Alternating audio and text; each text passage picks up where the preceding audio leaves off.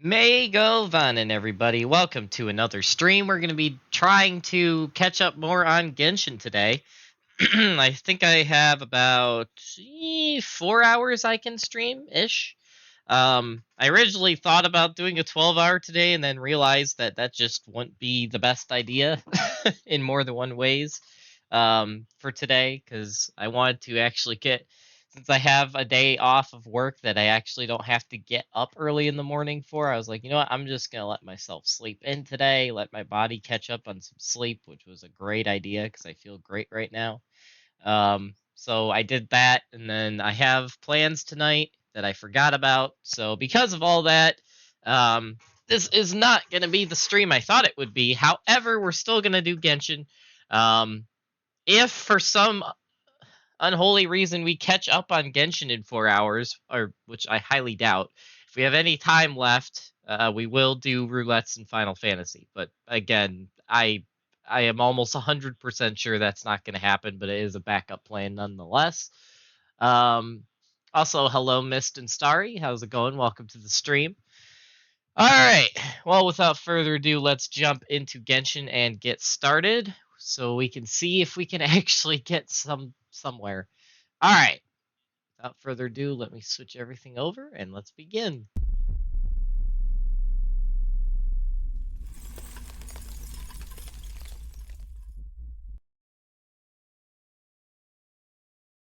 Alrighty. Genshin Impact. Also, I was able, off stream, to get my Sage in Final Fantasy XIV to level 90 last night and start working on the Manderville Relic weapon, so that is awesome. I can now start grinding that out. So hopefully, by the time we do our next stream, we'll actually might be sort of close to picking up story again in Dawn Trail. So we'll see. We'll see what happens. Oh, I'm still in the cat's tail. Wait, did it refresh? Oh, hell yeah. Never mind. We're not doing what I... Gosh dang it. They had weekly refresh.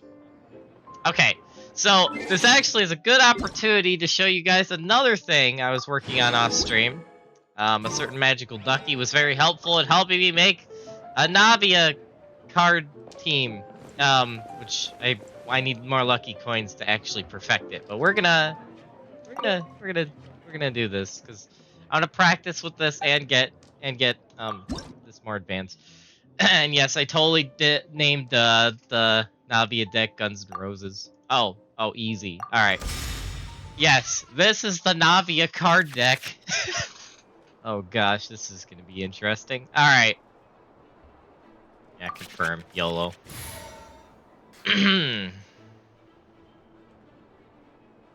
I always debate if I should start with her or start with him.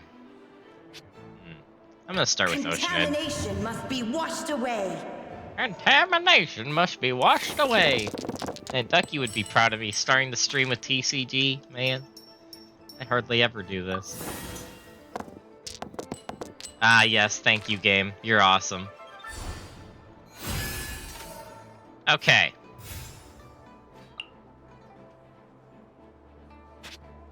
Ooh, that is gonna be useful. I'm gonna play that now. It's good to have a... Alright, let's see. Water's form is ever changing. Oh, nice, I got the shield. The perfect distance. Okay. And now... You dare overstep your mortal authority? You dare overstep your mortal authority? I know I'm saying that like that. Anyway.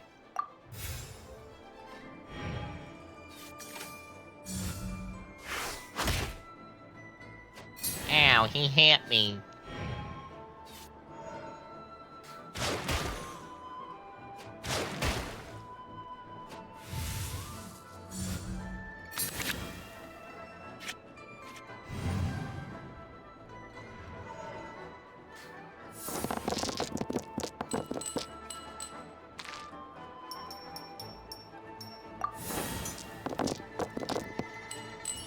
Dang it, game. Okay, I can work with this. Not the best, but I can work with it.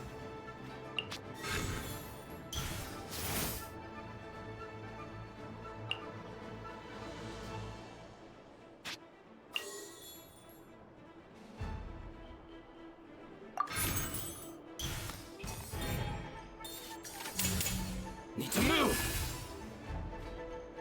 Okay. Now...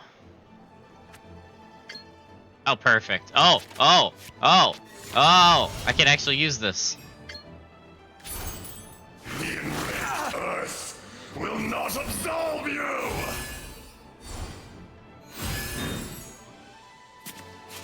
Let's go, Burr.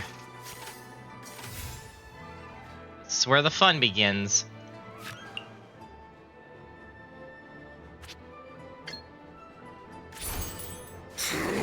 Dust! See no more!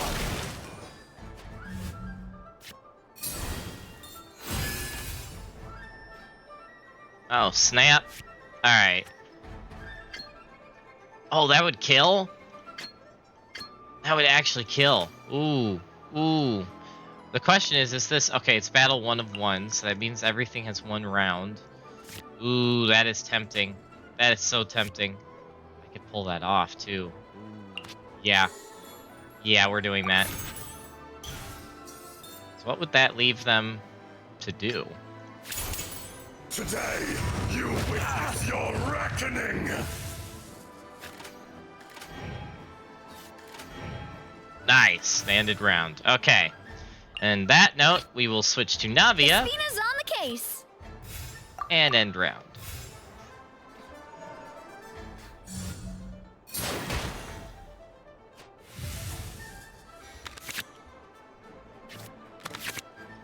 This is where the fun begins.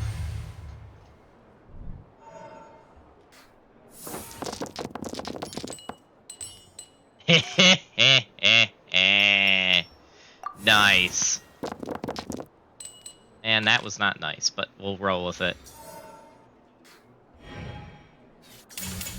Need to move! Okay. Ooh. Okay, he's gonna die anyway, so all I am going to do is play this. Hey there! To the very end.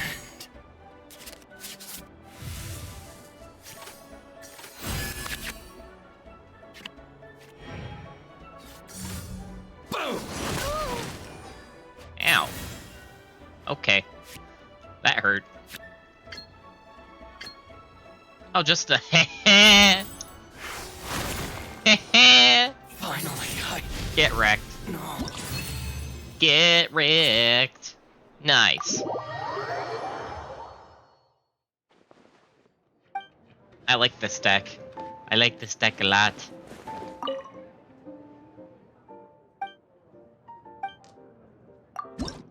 Wait, how many more? Okay. In order to get the card skin I'm going for, I need, I think, yeah, 2 more matches. And then the 3rd match I can try out the new card skin on. Nice. Oh boy. Alright, this is gonna be interesting. Oh, goodness me.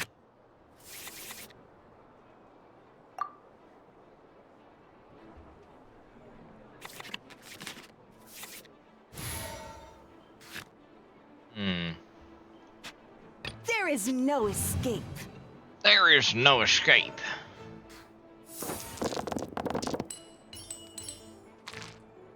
That was horrible. Better, but still horrible. Oh gosh.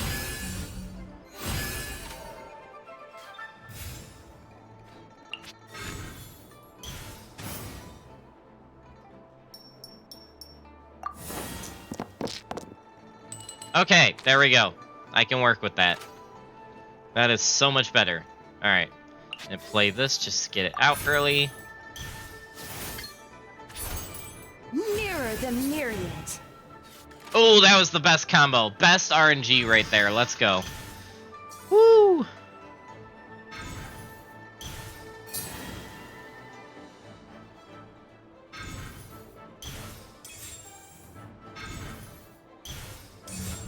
Quiver. Okay. You dare overstep your mortal authority?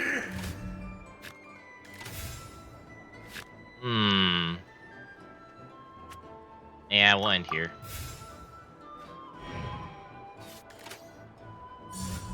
How brightly burns the truth!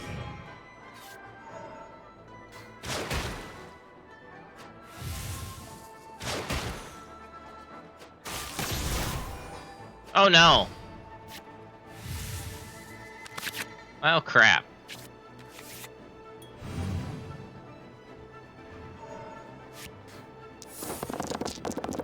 That could be a problem.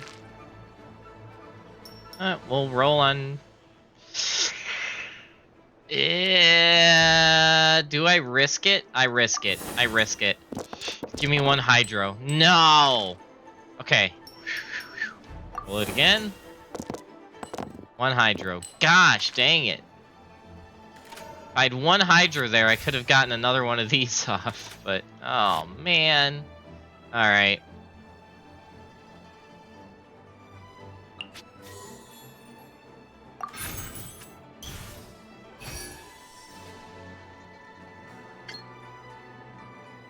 To summon another one or not? This is a dilemma.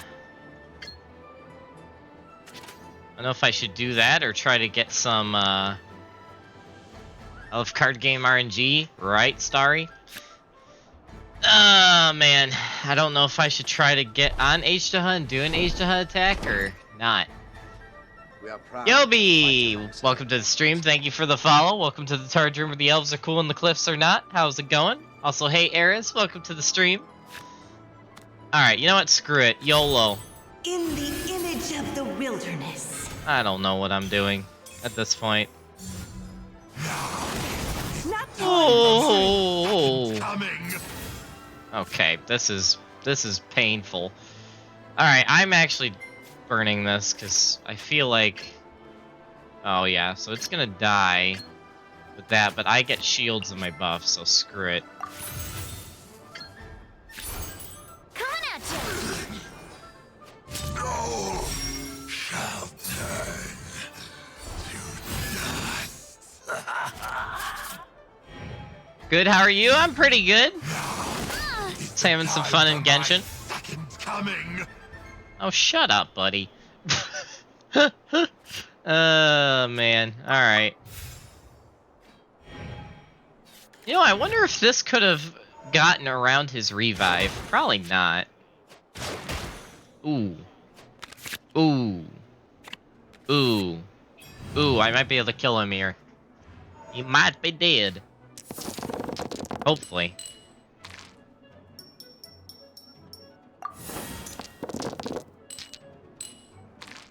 Oh gosh, what is this? No, no, no, no, no. Okay, at least... Oh gosh, okay, game. Alright, just because I can. The fate of the world is already sealed.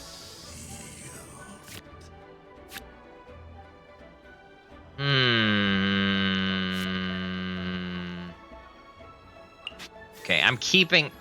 Oh, but she's so...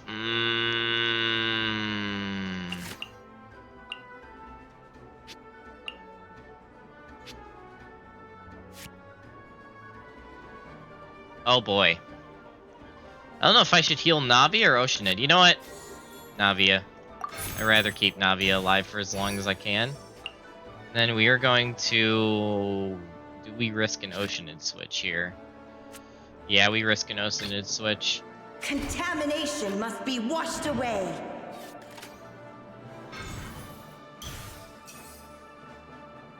Hopefully I don't regret this.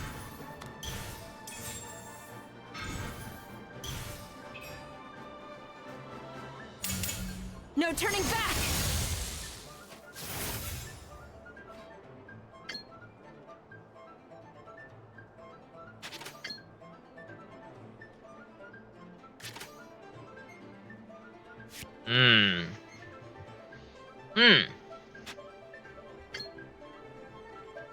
YOLO.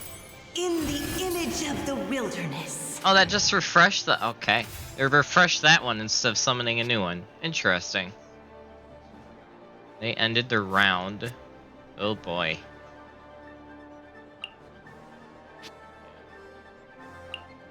I think I want H-to-H to get hit by that, actually. Yeah, we're gonna let H-to-H get hit by that. And we're gonna end there.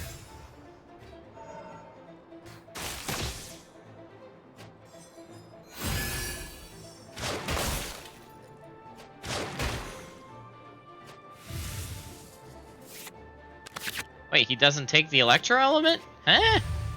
Okay. Have you fought right in... Oh, yeah. I fought her when she first came out.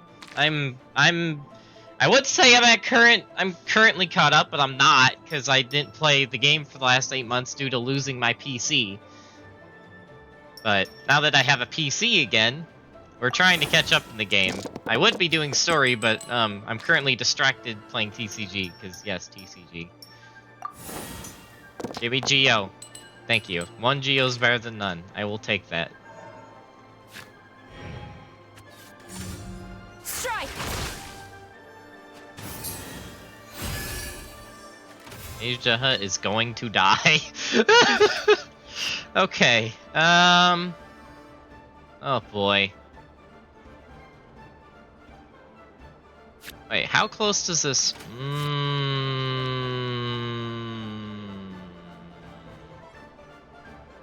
You know what? Just to be petty. Ooh, actually, that was not bad. I will take that. There is no atonement for 1,000-year pain! There we go. Alright, now we're going somewhere. Yes, I have fought the weekly boss also when it first came out. But I've not done it this week yet, if that's what you're asking. I've not done any weekly bosses. In fact, I'm kind of avoiding them for different reasons right now. Mostly because I kind of want to catch up. Usually because of how Genshin works, I like to be caught up in story before I try doing farming, because I don't want to get thrown into a cutscene while trying to run around with friends and do farming. So, that's happened to me way too many times.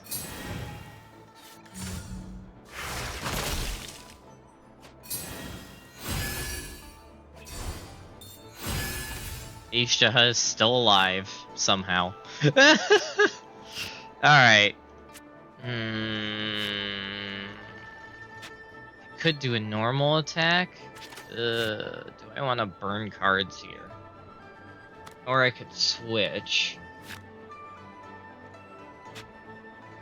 Problem is, none of my characters can use the 3 dice I have, so that kind of screws me. I could try to do a normal attack on somebody.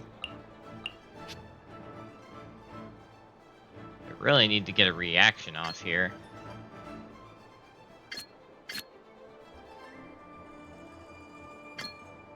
Ah, if I burn 3 cards, I could do the alt, though. Ooh, do I want to burn cards here? Do I want to risk a burn? Do I want to burn this? That's the bigger question. You know what? YOLO.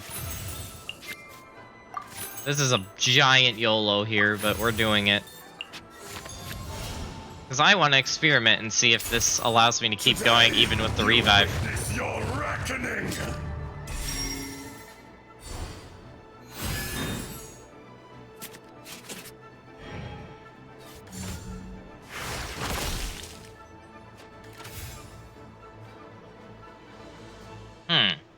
I guess it doesn't.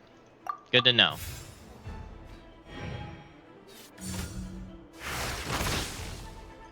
Saw that coming. Insignificant. Okay, that's gonna kill. That's gonna leave that with no reaction. So we're actually gonna go to Oceanid. That's actually good, because then Oceanid will probably die to the Electro, and then that leaves her without having the Overload.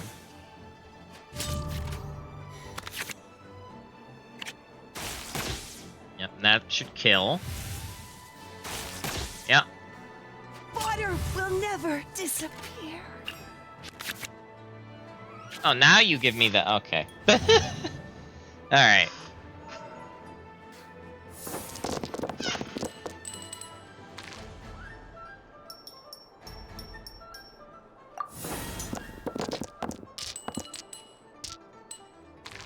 No, game. Gosh dang it. Don't screw me on rolls now. Oh my word. Well, that sucks. Oh dear. This isn't good. I'm gonna need to burn stuff. Oh, no I don't! I don't need to burn! Okay, I'm gonna be petty as hell then. Hold on. Just because I can. Watch this, folks. Oh yeah. Lol. LOL! Okay, yes. Never mind. It all came together beautifully. With the finish. Hey there. Huh. I am defeated. Nice. Woo! That's how you do it. Alright. One more match and we can get that card, the animated card skin. Still gotta get this battle pass. Do that later. Alright. Rena. Would you like to play a game with me? Yes, I would. Oh, this is gonna be interesting. You know what?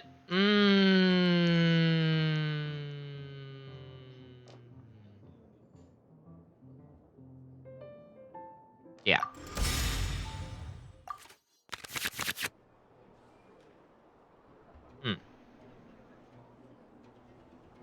I'm gonna switch this out for now.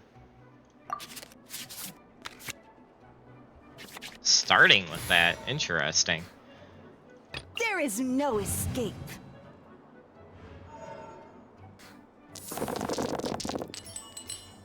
Oh dear.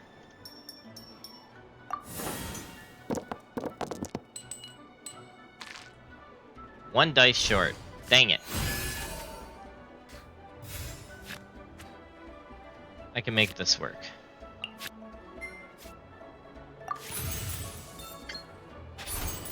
Mirror the myriad.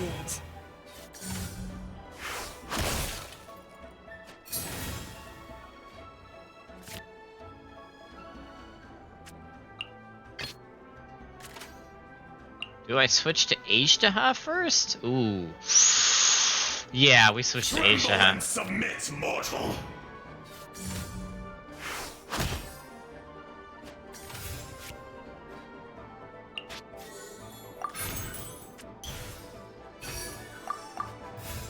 Alright, let's do this.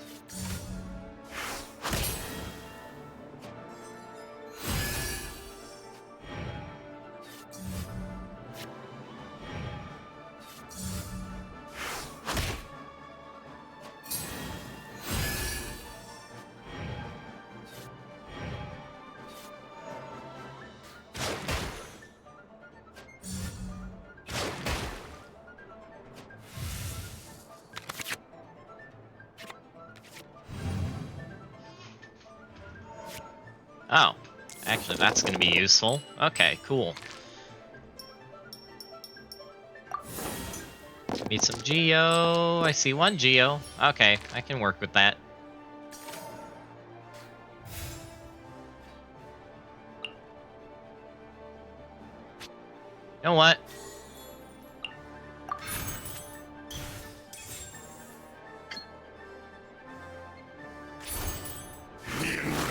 Oh, I should have used this. Oh well. Absolve you! Oh well, screwed that one up.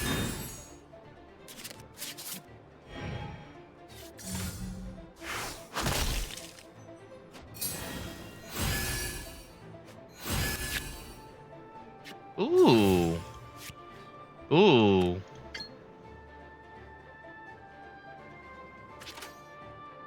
Oh, he's gonna be switching next, right? Yeah, he's gonna be switching next. First, that doesn't kill. Why doesn't that? Dang it.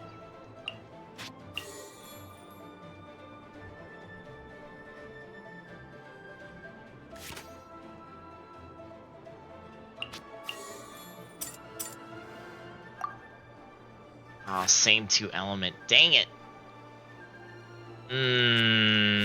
Do I do damage? And nah, no. Yeah, let's do this. Oh, the gamble was a good gamble. Okay.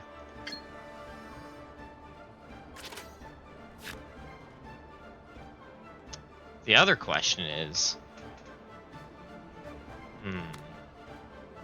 Now we'll do this. Back to the Earth!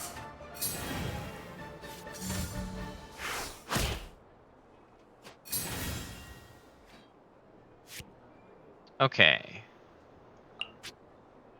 Do I end by... Yeah, I end by playing this.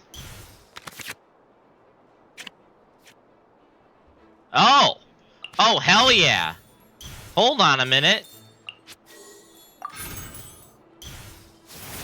Heck freaking yeah!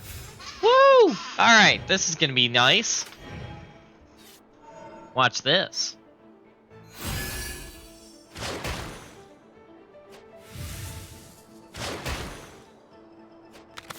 Get splashed.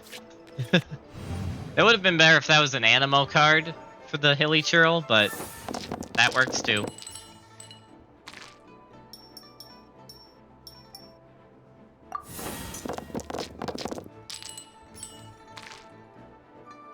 Really, game? Alright.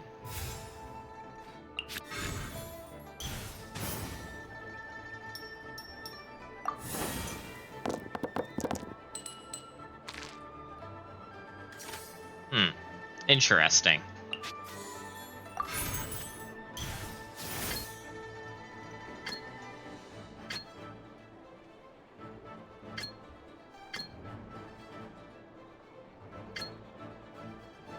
I don't think I'm actually gonna ult here. I think I'm just gonna use my...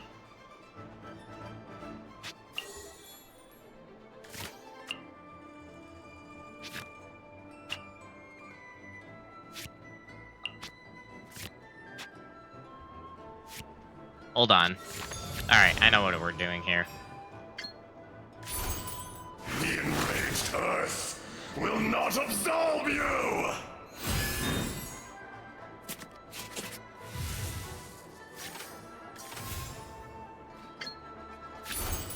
To dust!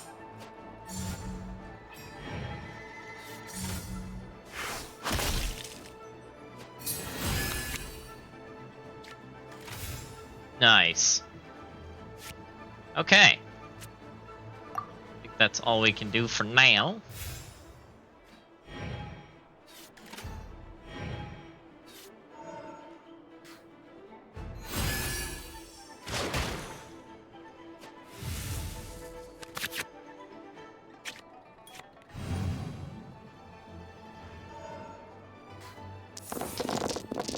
That dice almost hit the screen. At least it looked like it. That was funny. Oh dear. Oh dear. No, don't do this to me. Oh, okay, that's better. Ooh. Does this kill? Yes, that does kill. Okay, cool. Yeah, let's just kill him. You stand upon your tomb, though you know it not!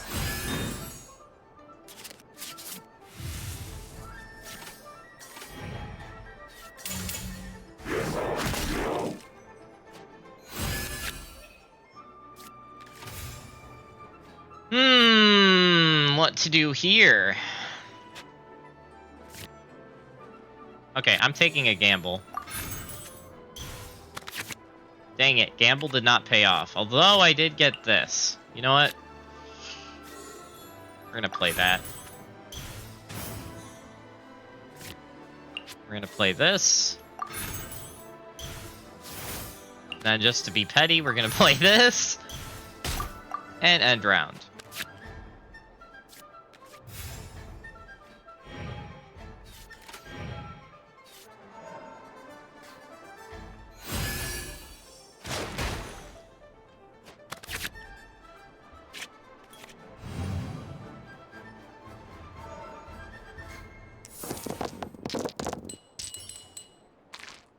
Oof.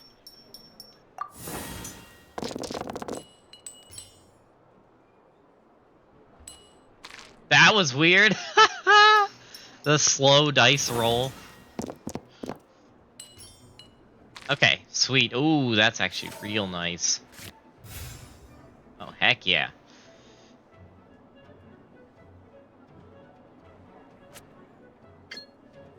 I kind of want to switch to Navia now. You know what? Yeah.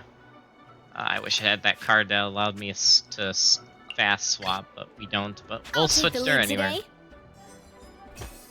Oh, jeez. Oh, jeez. We might be in trouble here. Huh. Okay.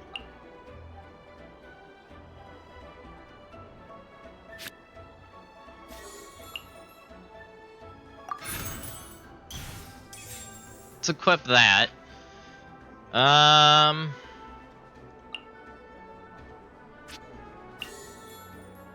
Oh, yep. I know. Yeah, I know what we're doing. YOLO. Boom. That's a death. Hey there!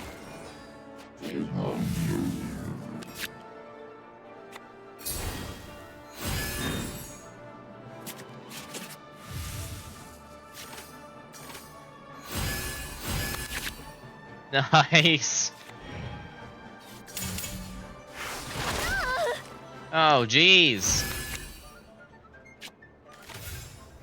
That hurt. Okay. This could be a problem. You know what? Again, just because I can do it. I love that. Oh, now I get a Catherine. Gosh dang it.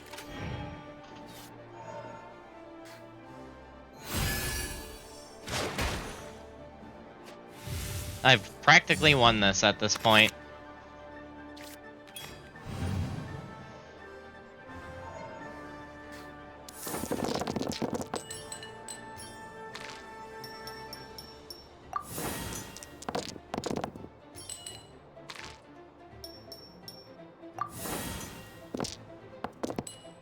Oh, heck yeah, dude. How do I want to finish this guy? Yeah, screw it. Watch out!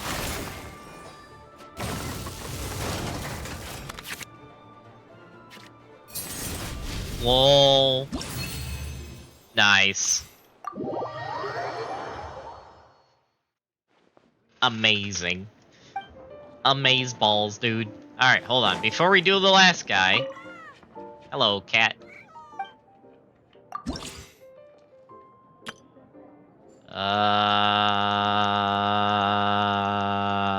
Where are you? There you are.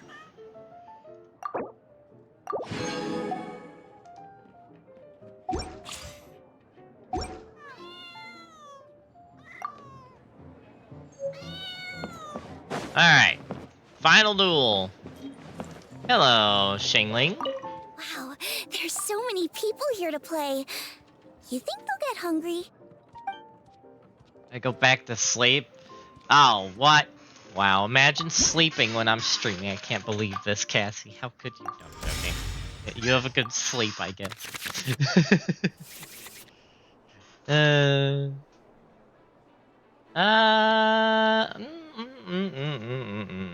Sure, we'll roll with that. Now they're all animated. Nice. Contamination must be washed away.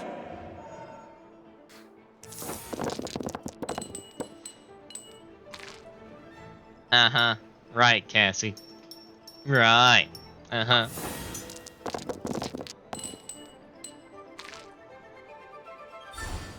Oh, that's not good. Dang it, game.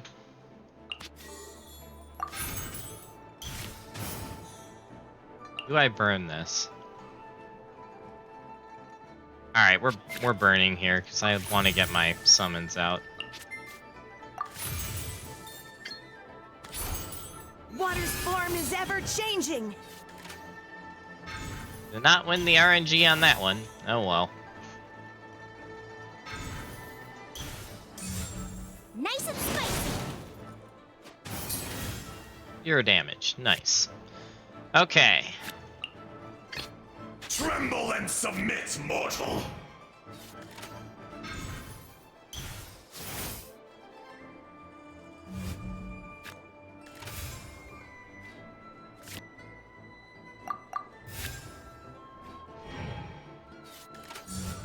Don't blink. Oh, that's gonna be an overload reaction. Dang it.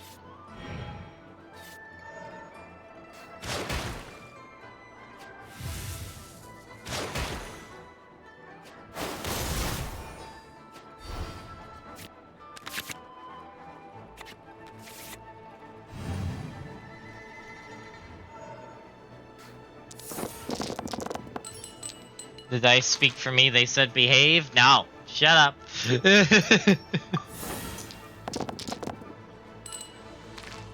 Oh, come on. I blame Cassie.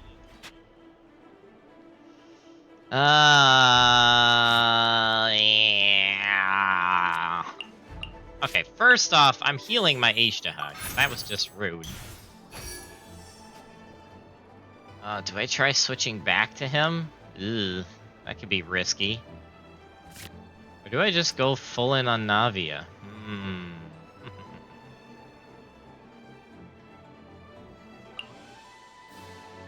Oh no. I don't know what I want to do here. This is an interesting predicament. No, screw it. Let's try going full in on Navia for once. We don't do it enough. The Spina's on the case.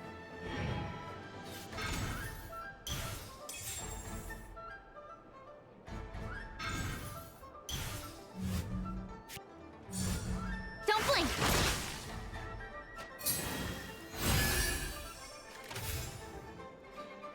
Okay, this is where the fun begins. Coming at ya.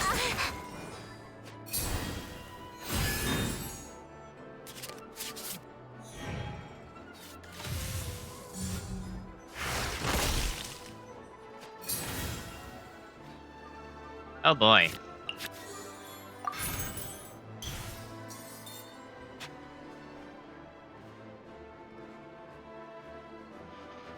Oh boy. How much does her ult do again? Oof. I forgot that does so much damage. Ouch. Okay. That's actually not good. That wouldn't kill because there's no reaction. Ah, this sucks. Okay. This actually sucks.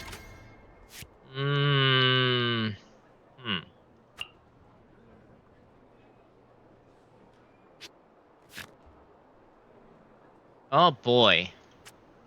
I might be in a dilemma here.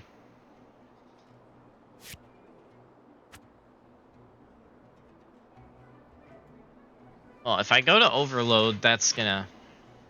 Yikes. That is a big yikes. This actually puts me in a dilemma. Assuming she does her... Oh, she can't ult! Oh my gosh, I'm glad I realized that. Whew! Alright. Okay. I can't do a skill, though, because next time she would start her... Oh gosh, I just wasted that Paimon, but it's fine. Oh gosh. The moment I realized... Actually, no!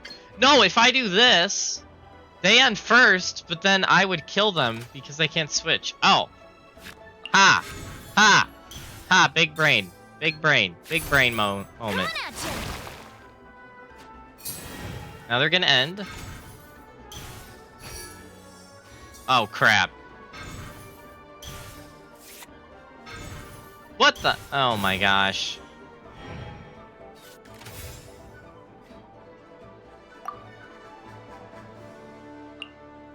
Oh gosh.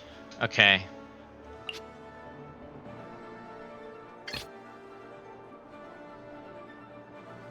I don't want that overload to go off, so we're gonna go here. Escape.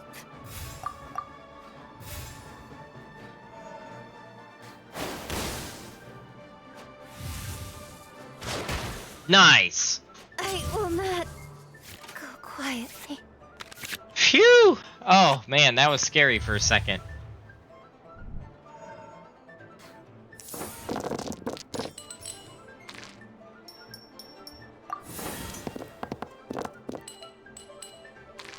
Okay, game, really?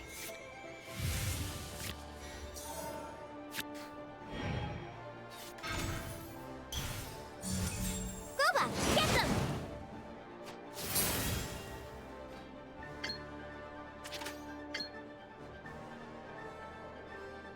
Hmm.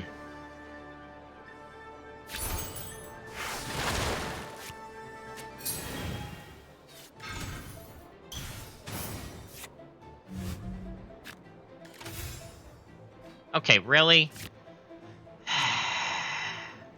Stop switching characters.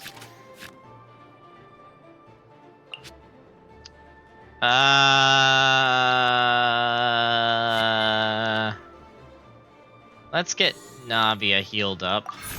And then let's do another normal attack just to get water on all of them. So I can actually do my Geo reactions. No, my soul. Not water, too. Ouch.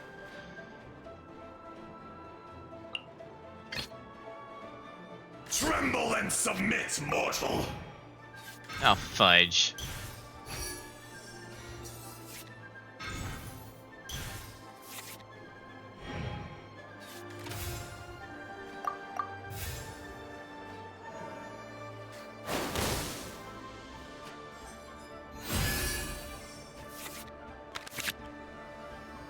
Oh, now I get that card. Okay.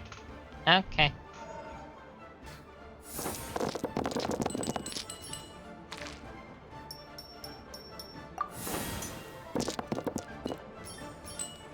Oh, hell yeah. But he's not gonna survive. Guarantee he's not gonna survive this. What? Are you kidding me? Are you kidding me? Okay, we might have a chance after all. Holy crap. Ooh, do I risk this though? You know what? We risk it.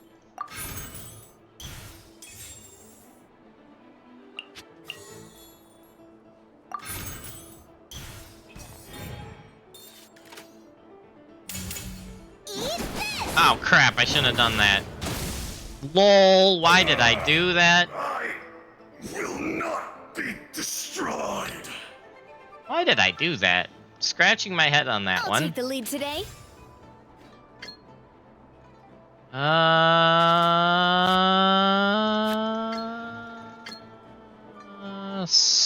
Screw it? Yeah, screw it. Attack! That's the way.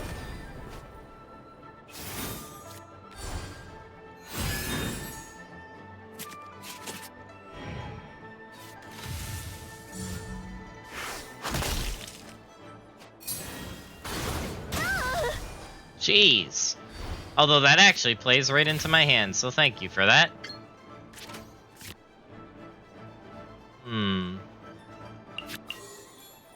I only need 3, right? Yep. So, cheap hit.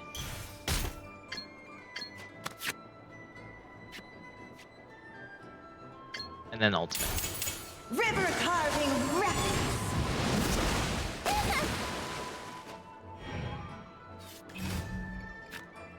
That didn't get rid of the shield? What? Wow. Just wow. Okay.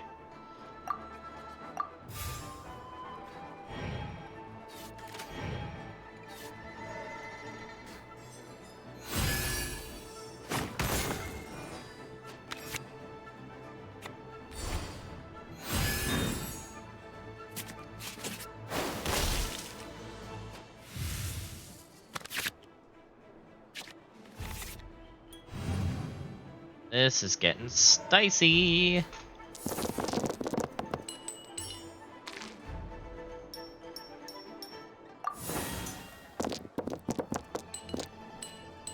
Bro, why? Okay. That's stupid. That is stupid. That is really stupid. Alright. I'm expecting Ocean to die here, so YOLO, first off.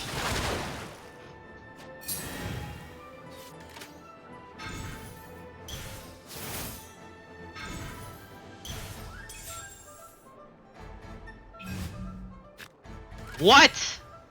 Okay, really? Time to be petty. Eh. Oh, nice. Dinner's gonna burn. That is so funny, I can actually do that. Oh, man. Alright.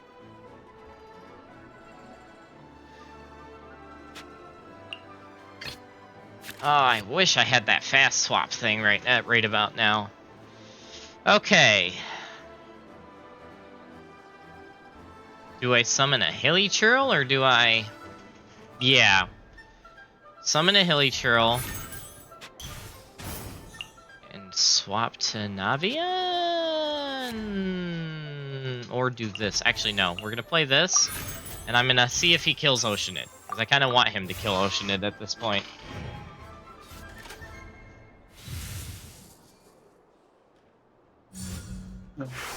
Thank you. Yeah. No. Yes. Thank you for killing Oceanid. Also, hi, Miss. Hello. Oh, jeez.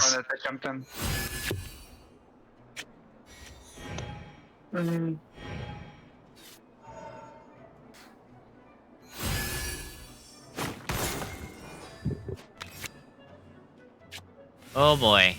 This is gonna be real close. Come on, Navia. Carry me. Carry me, Navia.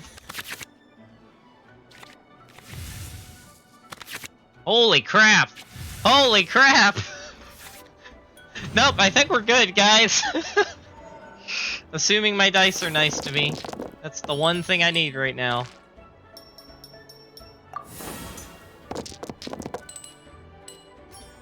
Okay, I can work with that. Not ideal, but I can work with it.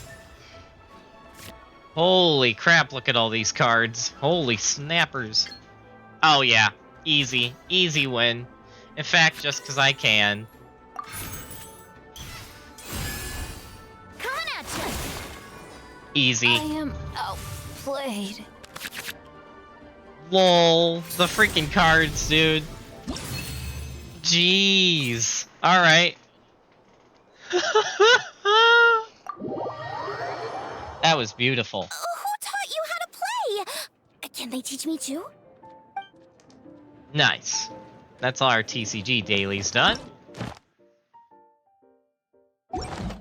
Now let's go spend our lucky coins, and then we can actually move to the rest of the game. Okay.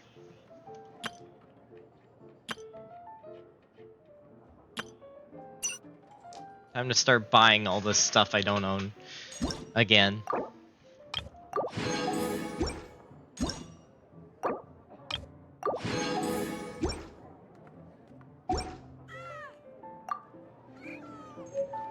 Okay.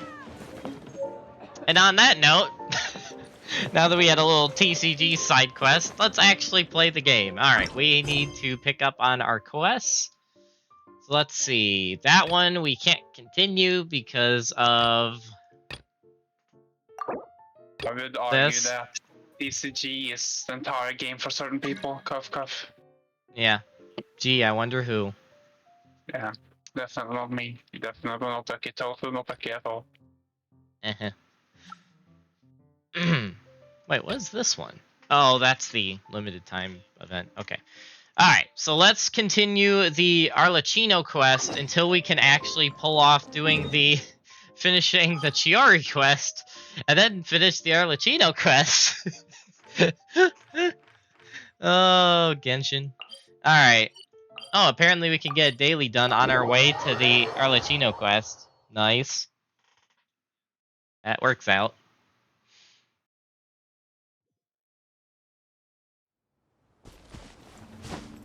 Where is this daily? Oh, I gotta kill some Fatui.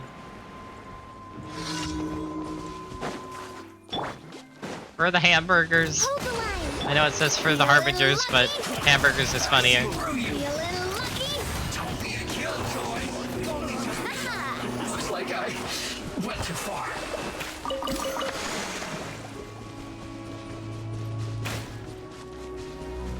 How do I want to do this? Freshness preserved. Allow me.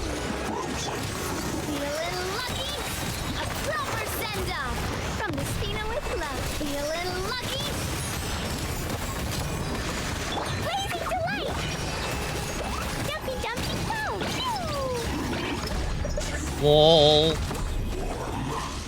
Yeah, Klee and Navia together is just a menace. Holy crap. Everything just died. Explosions.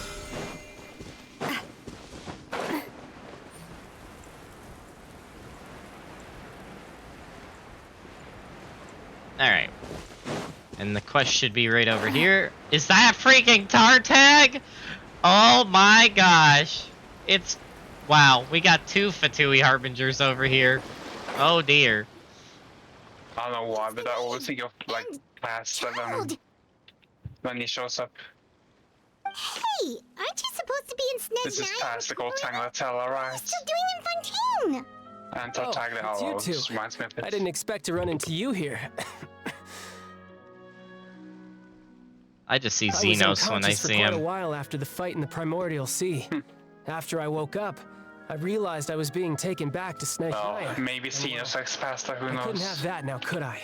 Not when I've still got unfinished business here in Fontaine. So, I mustered up all my strength and made the journey back on my own. What sort of unfinished business are we talking here?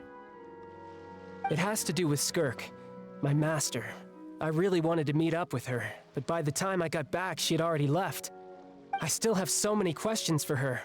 Without any other leads, all I could do was ask the knave to help me track her down. Good old Skirk. She must have left behind some traces from her time in Fontaine. Oh, okay, so have you found any clues? Unfortunately, no. While the House of the Hearth is adept at collecting all manner of intelligence, certain existences can still manage to escape our purview. Basically, unless Master feels there's a need to meet with me, she's not going to be found. But that problem has an easy fix. I just need to become stronger, and then... Paimon thinks you should focus on getting better first. the worst of it is over. Are you sure It's about all that? thanks to that one kid from the House of the Hearth. Elwar, I think her name was. She gave me a bunch of random potions to drink. Never trust didn't go down Tartaglia easy, with let me understatement, tell you. probably. Pain and chills all over. But they really did help speed up my recovery.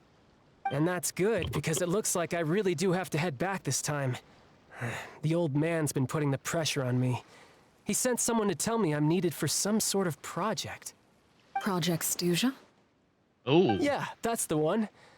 I heard Regrador's involved too. Oh boy. I'm not looking forward to having to listen to all his monologuing, that's for sure.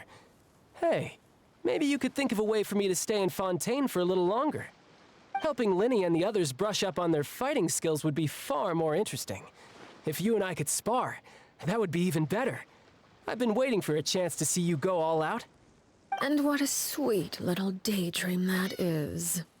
But I also have a role to play in all this.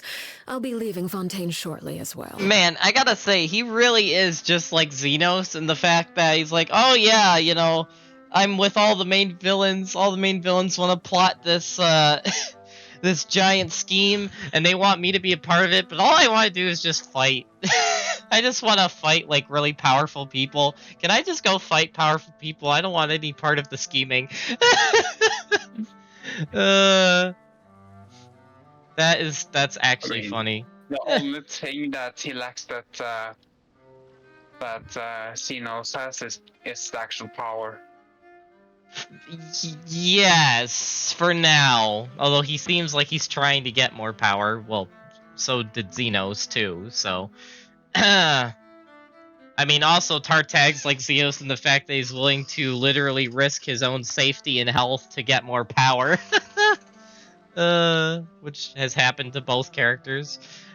Oh man. Besides, considering how little they see fit to step outside the homeland, being called on to return to Snezhnaya by such illustrious dignitaries, what a great honor. Wouldn't you agree? One I could do without, I'd say. Wow. Is it just Paimon? Or does it kind of seem like they're... Just casually trash talking their colleagues behind their backs? Lol. So, dear guests of the House of the Hearth, to what do I owe the visit? Well, we just... My gosh, I swear, Paimon is the literal worst person in human history at keeping a secret. She can't even lie with a straight face. Paimon, you suck.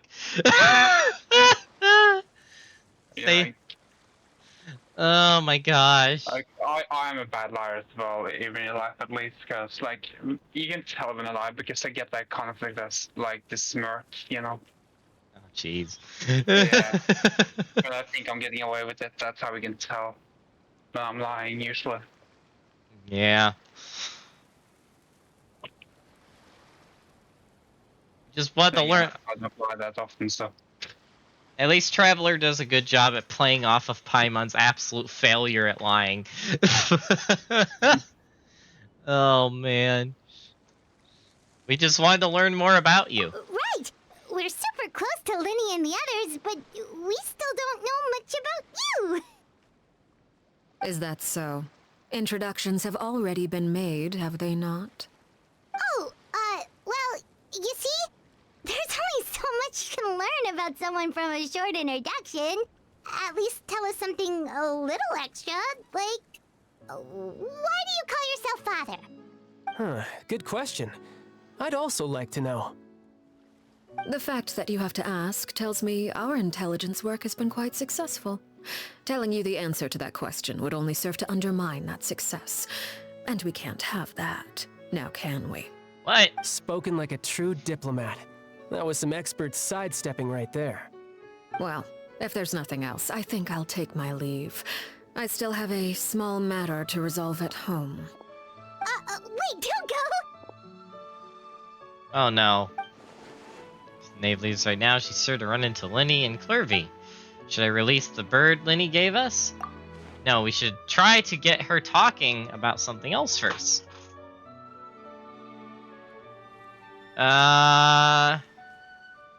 Ooh. Actually, is this the same?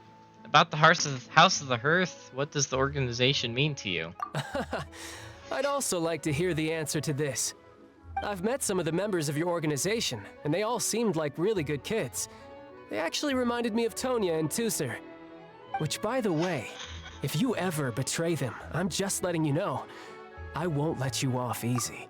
Oh my gosh, and here, yet again, we have Tartag challenging someone more powerful than him to a fight. Gosh dang it! Oh no. And why would I betray them?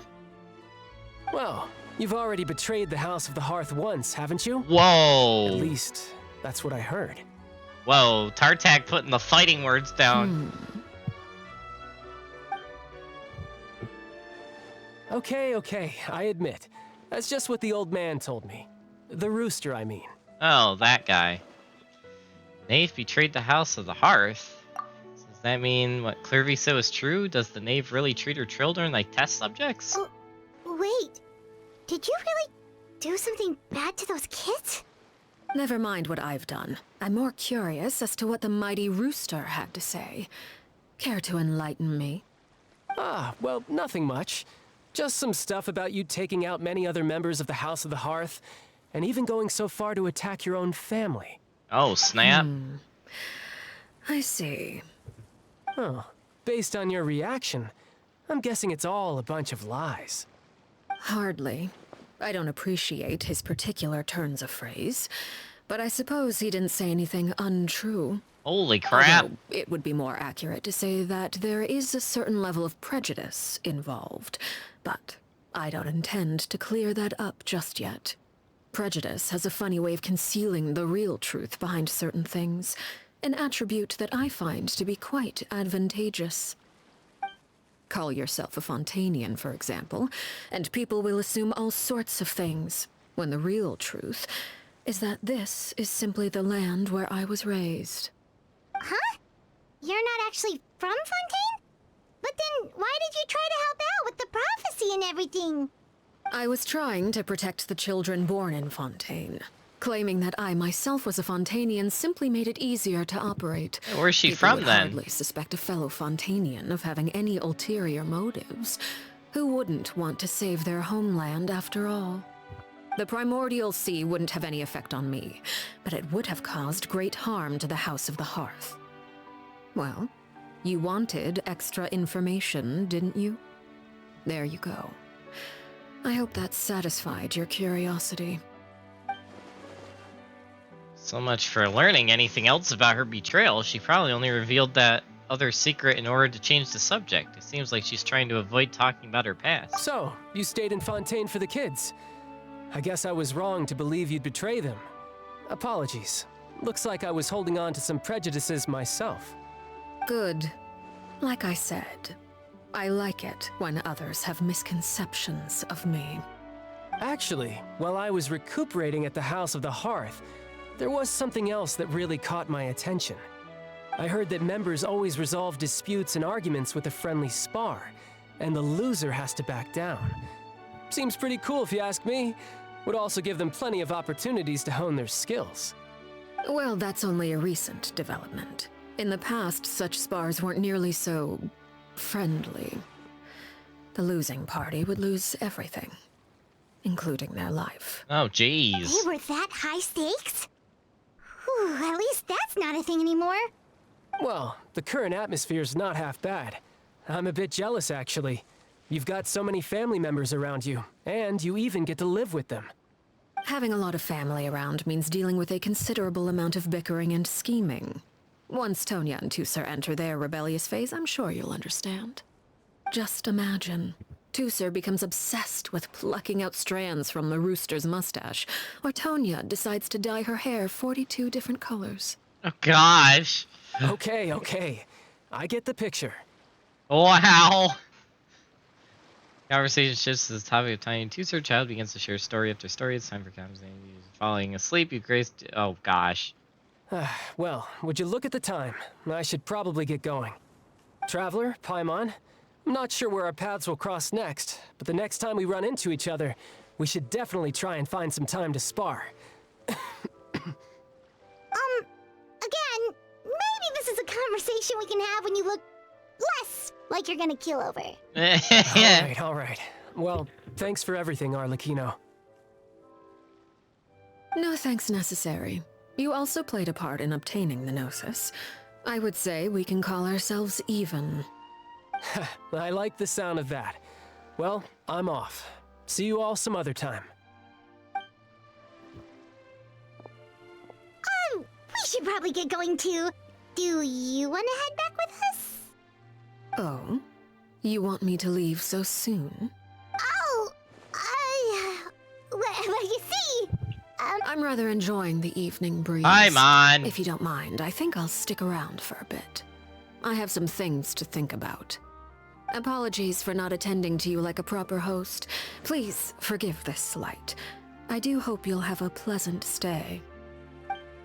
Dang it, Paimon. we managed to keep her distracted until nightfall. Good thing Child was there to keep the conversation going. You don't think she suspected anything, do you? Oh. I wonder if Liddy ran into any issues. Let's hurry back and see how everything went. Alright, I gotta check my quest, though. Nope, still stuck on that one. Alright, let's go back. Instantly teleports underground. Oh ho ho.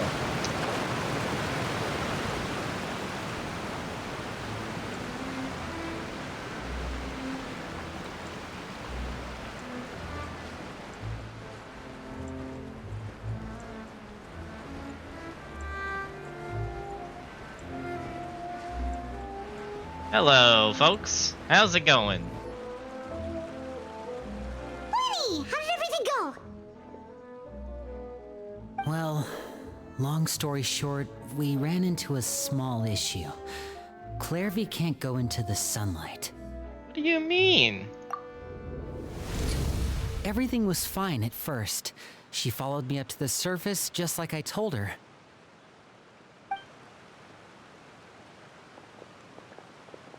But as I led her out of the shadows and into the sunlight, she vanished. I turned around and there she was, standing at the edge of the shadows, silently watching me. What the heck? That's kind of creepy. Huh. Maybe she's afraid of sunlight, or... No, it wouldn't be her wish if that were the case. Well, we could always try pushing her into it. Not sure pushing works on a non-corporeal being, Paimon. Oh, true. I've pretty much tried it all already. Nothing worked. Eventually, the sun went down, so all I could do was bring her back here. How did it go with you, Lynette? Good. I've got the list. It's right here. Really? Well, what are we waiting for? Let's take a look. Oh, snap. Oh, that's a lot of pages. Oh, it's gonna take forever to get through it all. We can each take a section. Here. La Pouillade, Landois, Chambert, Horaire.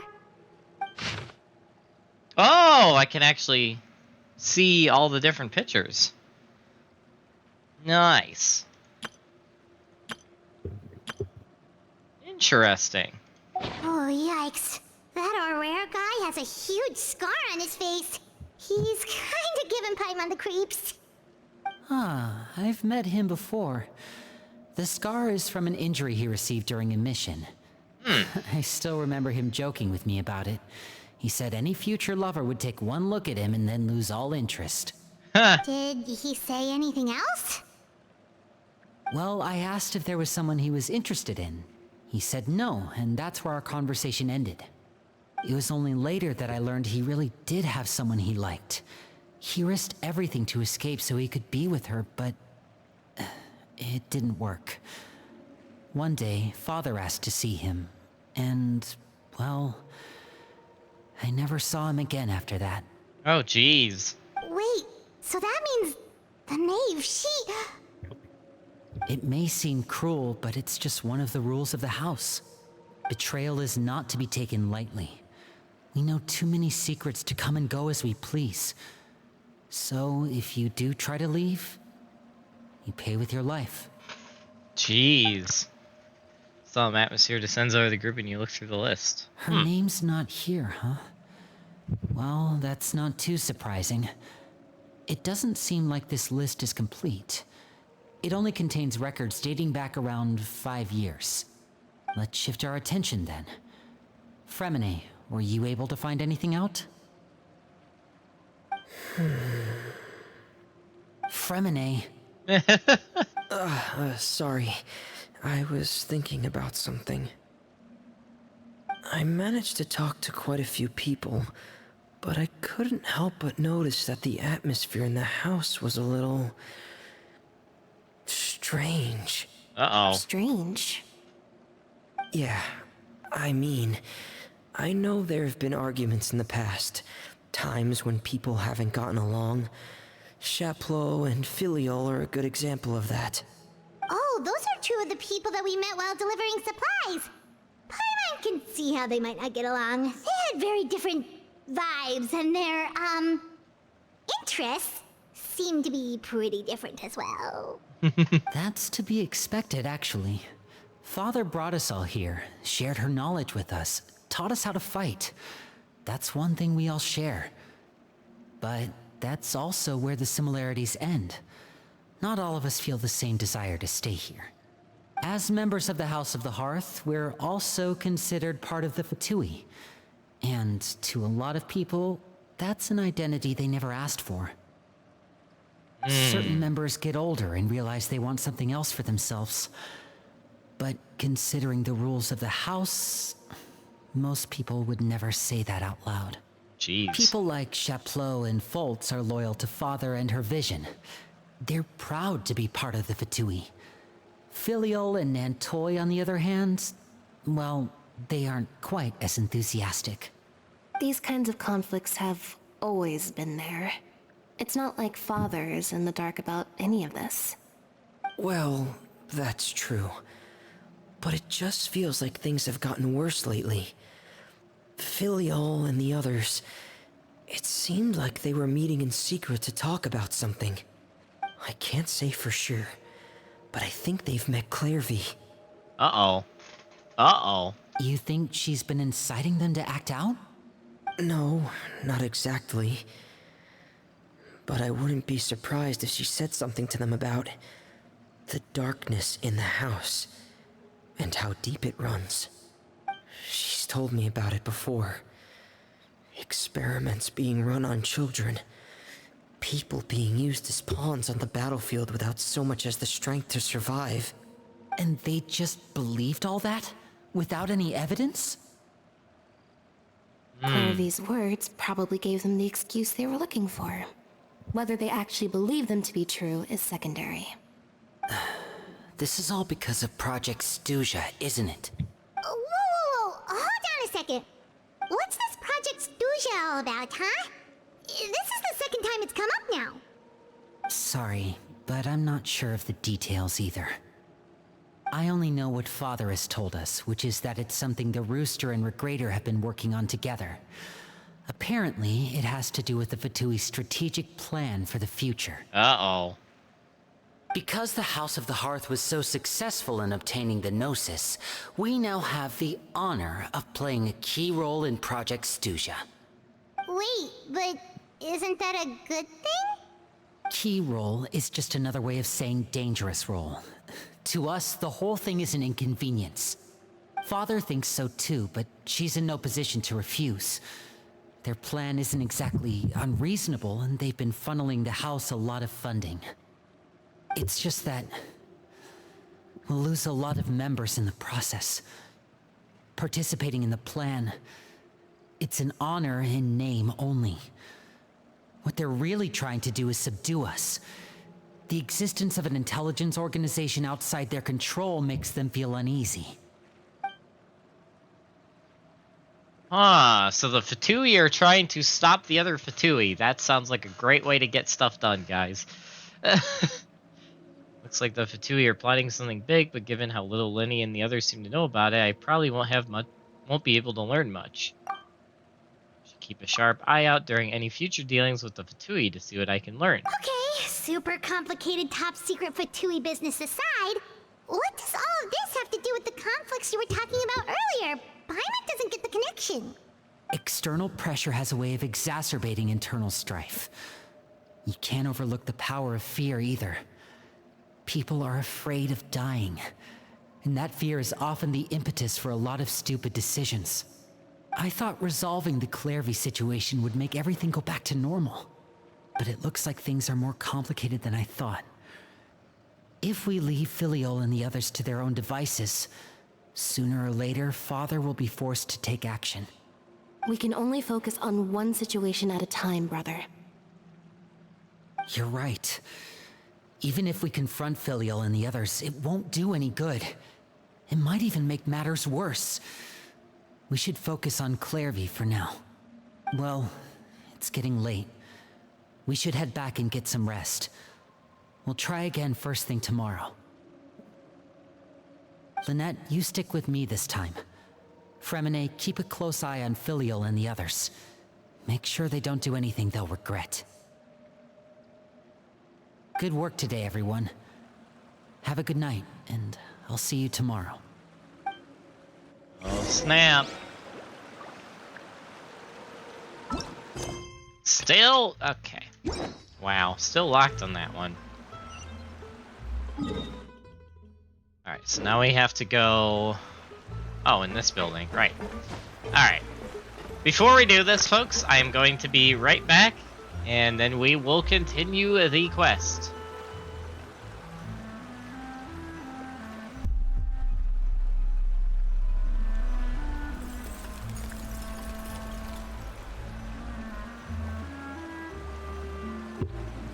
I really want to go traveling. I don't mind where we go, as long as I have my friends with me.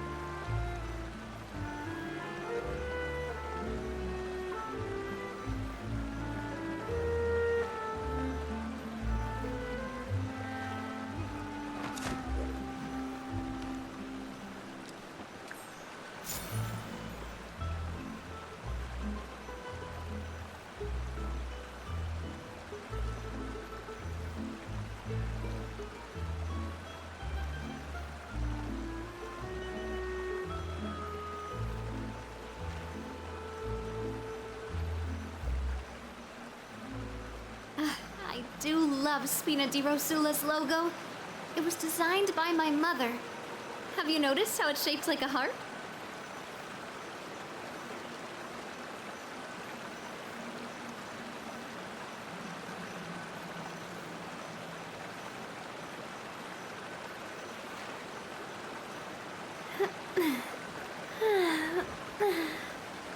Oh, oh, mm.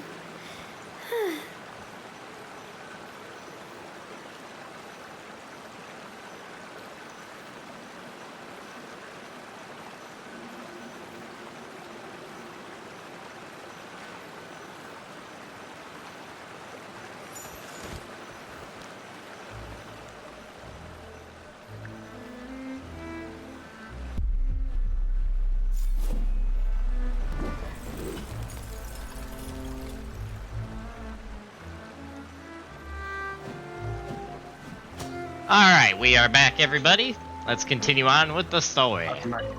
Thank you. Your mind races all sorts of thoughts. Those go way too I fast. was looking forward to an early night, but she can't sleep at all. Hold on. I can read it. Good thing about streaming. Are you sure you can read? Yes. Well, good for you, I can't. That's funny because I was about to say unlike you. Oh, cry now. That's joking.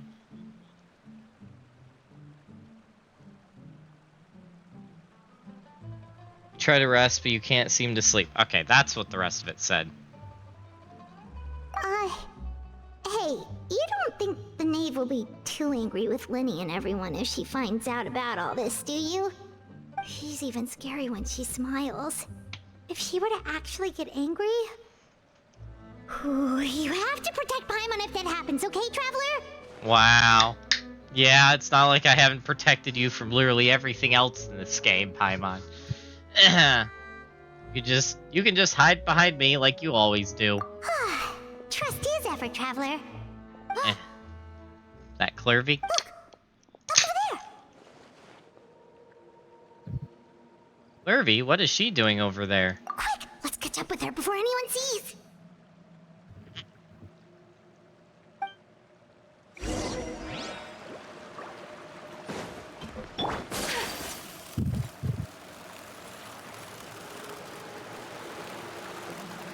Ayaka Gober. Over there.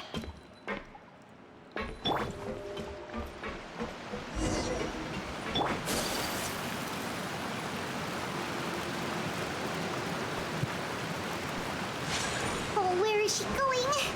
Oh, if someone sees her, we're toast.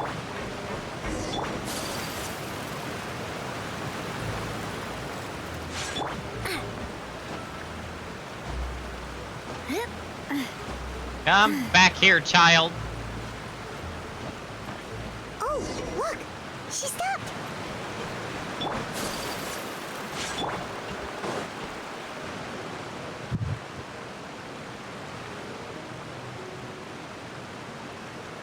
Clearvy!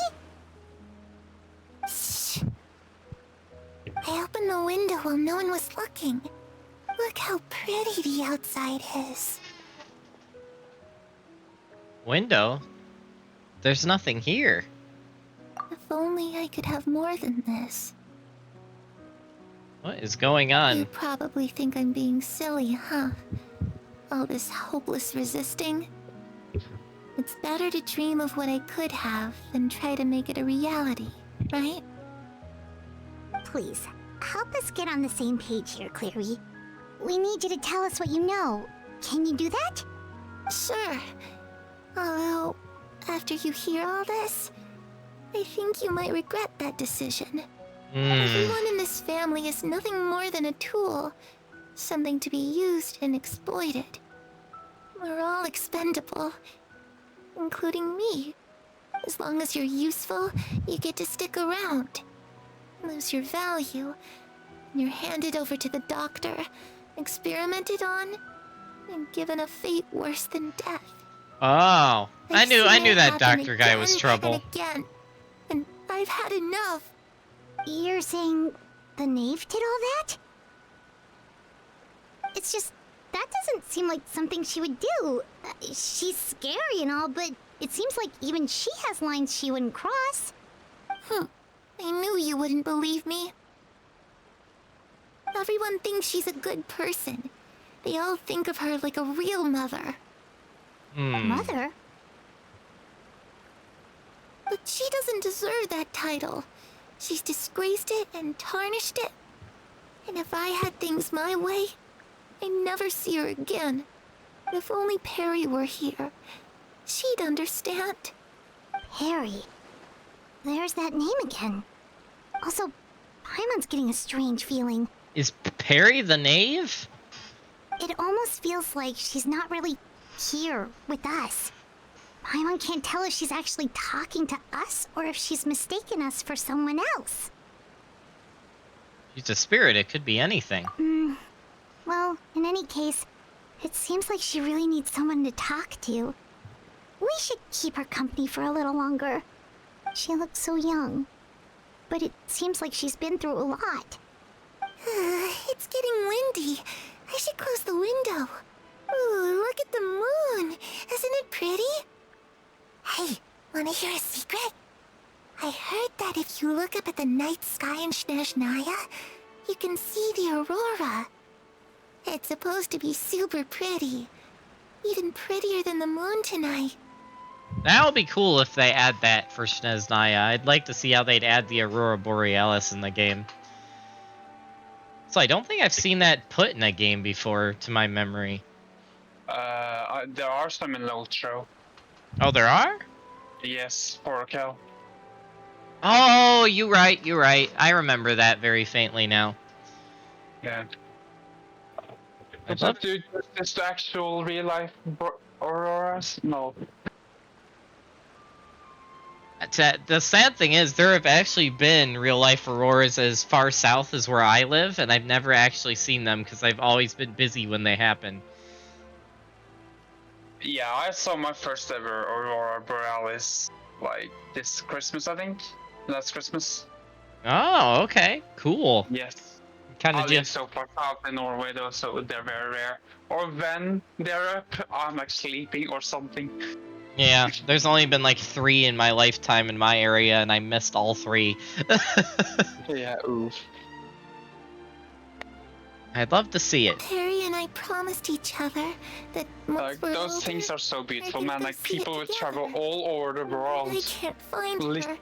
all the way Worry up to yourself like all the way something. north in like Norway, just to see That them wouldn't happen to her. She's special. once in her life, you know.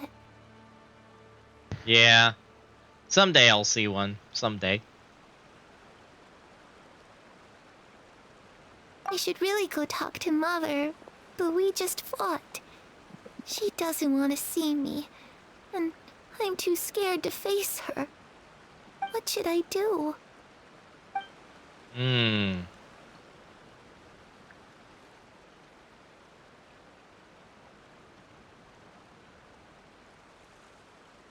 Sometime Clary seems to come back to herself. She gives you a weak smile and walks off. My mom really doesn't understand what's going on with her. Well, let's head back. We've got an early morning tomorrow. Didn't we just oh, no, it's in the middle of the night. Okay, I get it. I get it. For a second, I thought we had waken up, but it's the nighttime. All right, obviously. looks like we're all here. Let's go ahead with the plan. Before we do that, I have a question. Oh? What is it? The knave and the doctor ever work together? What makes you ask that? Well, we kinda ran into Clairvy last night, and that's what she told us. We met the doctor back in Sumeru. He's super dangerous, and he's done all sorts of bad things. It's possible that Father and the Doctor have had certain dealings, but I don't think Father would work with him. We're not really on the same side, so there's not a lot of trust between them. That doesn't exactly set the stage for a successful partnership. I did hear, though, that when Father first became a Harbinger, the Doctor offered to work with the House of the Hearth. Father rejected most of his proposals, except for one. It had to do with some sort of secret experiment. Secret experiment? Secret experiment? Could that be what Clairvy was talking about? I don't think so. I don't know any details about the experiment itself, but I do know it's an entirely independent operation. The Doctor only proposed a direction for the research. That was the extent of his involvement. I still don't think that counts as working together. The details of the experiment are confidential, but complete records are kept on all participants. That doesn't seem to be the case with the situation Clairvy referred to. I know you don't agree with some of the Fatui's methods, and I'm not asking you to. But I am asking you to trust us on this. The House of the Hearth has its own principles. There are certain lines we're not willing to cross. Alright, that's good to hear at least. Clairvy seems to think the knave and the doctor worked together to do something horrible. If that turned out to be true, Paimon doesn't know how we would even face supplies. Raid gear on, it's a miracle, I tell you. What did you just say? So I decided to do some tier 3 6-man in low throw with LFS, basically random people. And there's this one hunter in here that actually has raid gear somehow, because hunters are kind of relevant this patch, or plate. Interesting. Yeah, they're really bad DPS right now.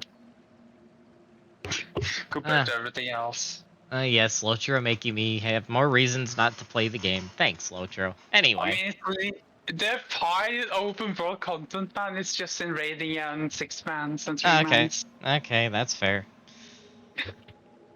Like, it's not like they're playable when questing. Like, that's not it at all. It's just they're kind of bad in raid.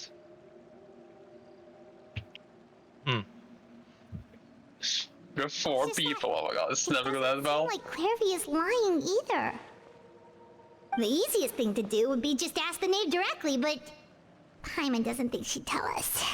Let's focus on the plan for now. Father didn't come back last night. She's probably still near the shore.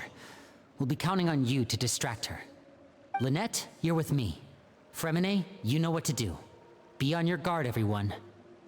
All right, let's get to it. All right. Let's do this. All right, where are we going? Oh, back up there. Yep, I gotta distract her again. If she's still there.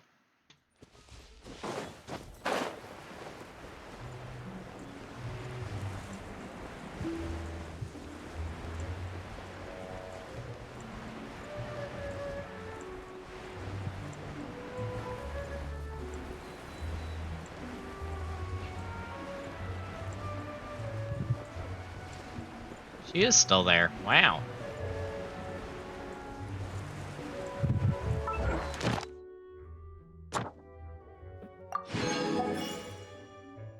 Oh, snap. Oh, there's all our commissions done for the day. Nice.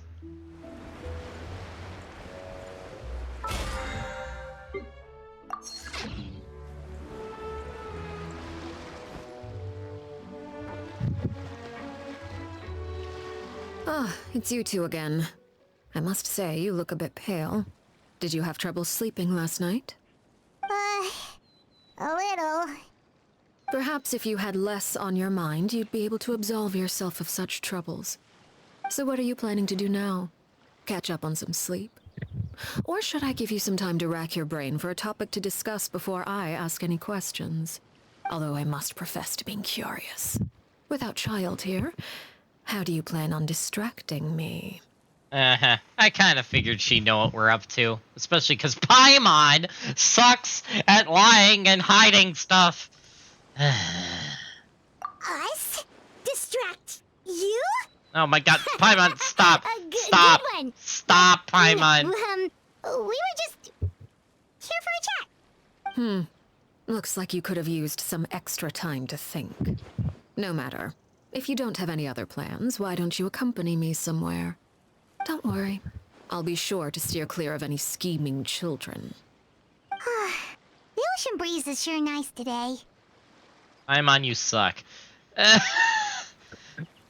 So you know everything then? Children always think they can hide things from the grown-ups. But nothing gets past me. Least of all a little scheming. I think I'll let them have at it for a little longer. I can be very patient. Well, I'll leave you to think things over. If you're so inclined, meet me outside the Palais Mermonia. Good things come to children who do as they're told. So I do hope you decide to tag along. If only for your friends' sakes. What should we do? Well, if you then She suck, clearly knows Paimon. about everything we've been doing, and Paimon doesn't think it'd be a stretch to say she was threatening us just now. We should release the pigeon that Linny gave us. Oh, Maybe a good sex idea. song. Hopefully he sees it in time. Well, we should probably head to the Palais Mermonia. Paimon doesn't want to find out what happens if we don't show up. Based on what the knave was saying just now, it sure didn't seem like it'd be anything good. It's all we can do is take it one step at a time. Okay, then we probably shouldn't keep her waiting. It seems like Linny and the others are on thin ice, so let's do our best to not get them in any more trouble.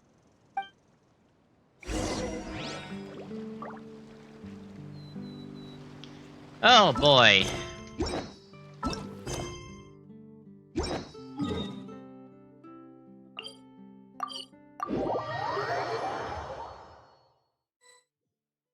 Oh, okay. Seeing as we still have some time before my meeting, we might as well enjoy some pleasant conversation while we wait. I'm glad to see you get along with my children.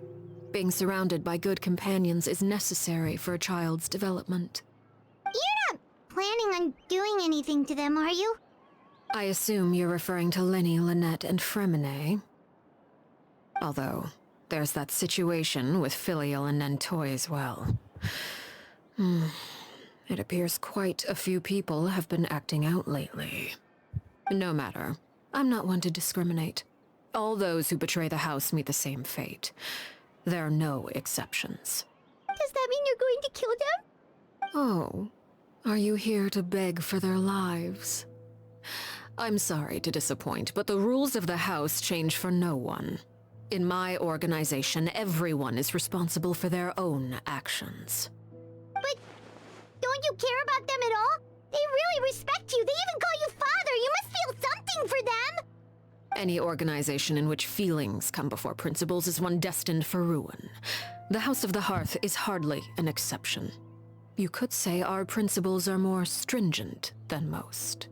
Perhaps I can offer you this consolation at least. As our guests, you two will not be held accountable along with them. There's really no other way to resolve the issue? I would imagine Linny, Lynette, and Fremine will be able to keep their lives. As for Filial, Nentoy, and the others, I'm afraid there's little I can do. They can try to escape, but once you know our secrets, there's no getting out alive. But that's awful. Ah, you seem concerned. Out of consideration for my guests, I suppose I could turn a blind eye for a little longer. If Linny and the others manage to dispose of Clairvy in the meantime, all evidence of their wrongdoing will be lost. In that case, I could hardly punish them for something I couldn't prove. If their efforts are unsuccessful, on the other hand, all will be held accountable. and the punishment will be severe. It's a deal then. Of course. Oh, and here, I believe this belongs to you. Do try and keep better track of it next time. It takes a considerable amount of time to train a bird like this. It would be such a pity if you were to lose it. Permanently. Wait, where did you get that? Well, I'm afraid that's all the time we have to chat. Now, for the matter at hand. I asked you to meet me here because I have business at the Palais Mermonia. It has nothing to do with you, but I think it would be prudent for you to stick by my side for the time being. There will always be time later to run off and tell Linny what you've learned. Well, time to go. Looks like we wrapped things up just in time. Snap. Yeah, kind of saw that coming though.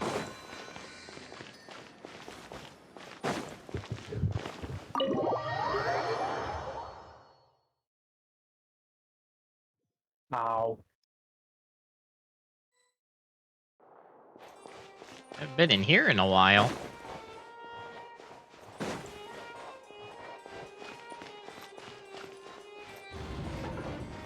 New Valette? Oh, snap.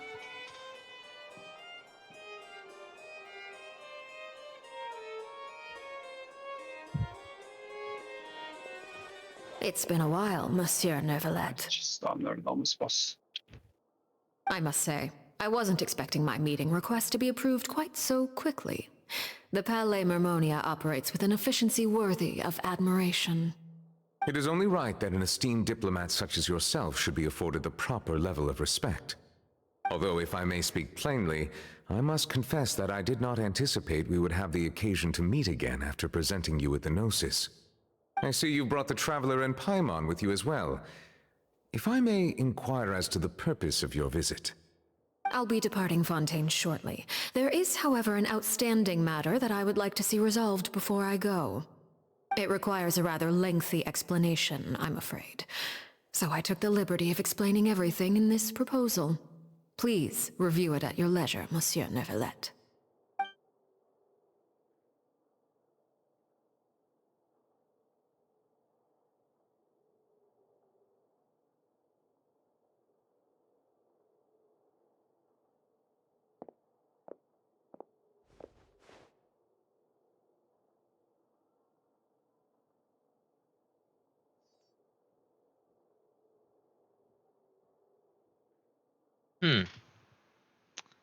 Interesting.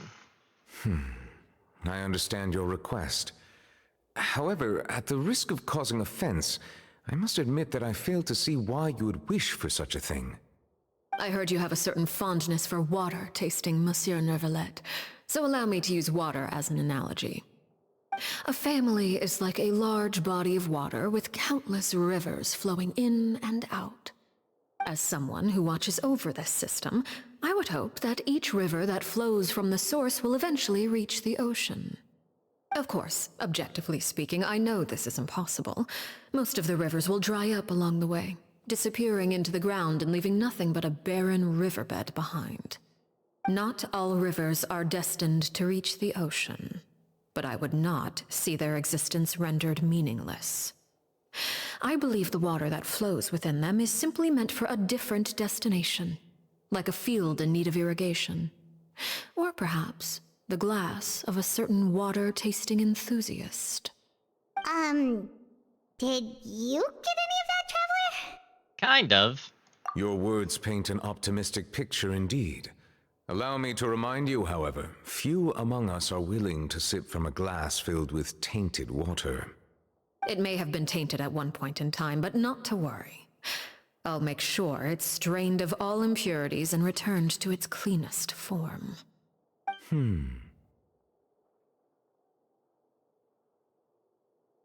I seem to recall there being a transactional aspect to your proposal. Perhaps you could expound on that? If you accept my proposal, Monsieur Neuvillette, I will gradually withdraw my forces from Fontaine. And, unless absolutely necessary, I will no longer carry out any special missions within Fontaine. I presume I can take your words to mean that, in the future, cases similar to the Tartuffe assassination will cease to cross my desk? Tartuffe? Ah, that thief who embezzled funds from all those charities, you mean? My deepest condolences to his family, but without any evidence, I cannot imagine how the House of the Hearth might have been involved in his passing. Of course, if you accept my proposal, Monsieur Neuvillette, I'm sure certain measures could be taken to reduce the frequency of such troubles. You choose your words carefully indeed. In that case, I am inclined to accept your proposal. My thanks for your generosity, Monsieur Neuvillette. Well, with that settled, we should be going now. I took the liberty of bringing along 2 bottles of spring water from Snezhnaya for you to enjoy. I do hope I get the chance to hear your impressions. Perhaps at our next meeting, yes? Indeed. I trust you would not overlook your commitment in the meantime. All right, Traveler Paimon. Time to go.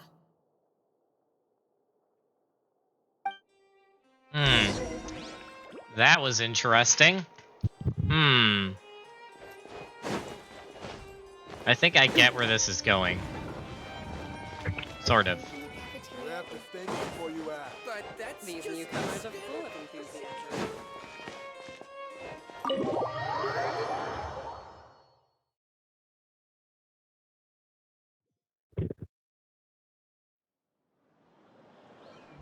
So, what exactly were you talking about back there? Paimon only heard you mention some rivers, a large body of water, and then some kind of irrigation scheme. Low IQ Paimon strikes again. You really want to know? I would imagine there might be more pressing concerns at the moment. Winnie, Paimon really hopes everything's going okay. I swear, Paimon's low IQ is gonna drive me crazy. You've got your thinking cap on, don't you, Traveler? Yeah, it's thinking about how stupid you are. Oh my gosh. The name may seem relaxed, but she didn't seem to be joking earlier, and she said those who betrayed the organization must pay with their lives. I think she's serious about punishing those kids. How should we stop her? There's something we should figure out first. We were talking in front of the Palais Ramonia. She mentioned Clervy's name. Does that mean she knew where Clervy was this entire time? Maybe she even anticipated how Linny and the others were going to act.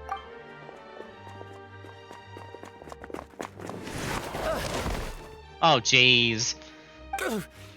Oh, shoot. Are you alright? Oh, jeez. I'm so sorry.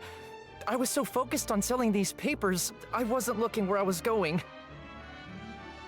No, it's okay. I also wasn't paying attention. Well, let me make it up to you at least. Here, take this paper.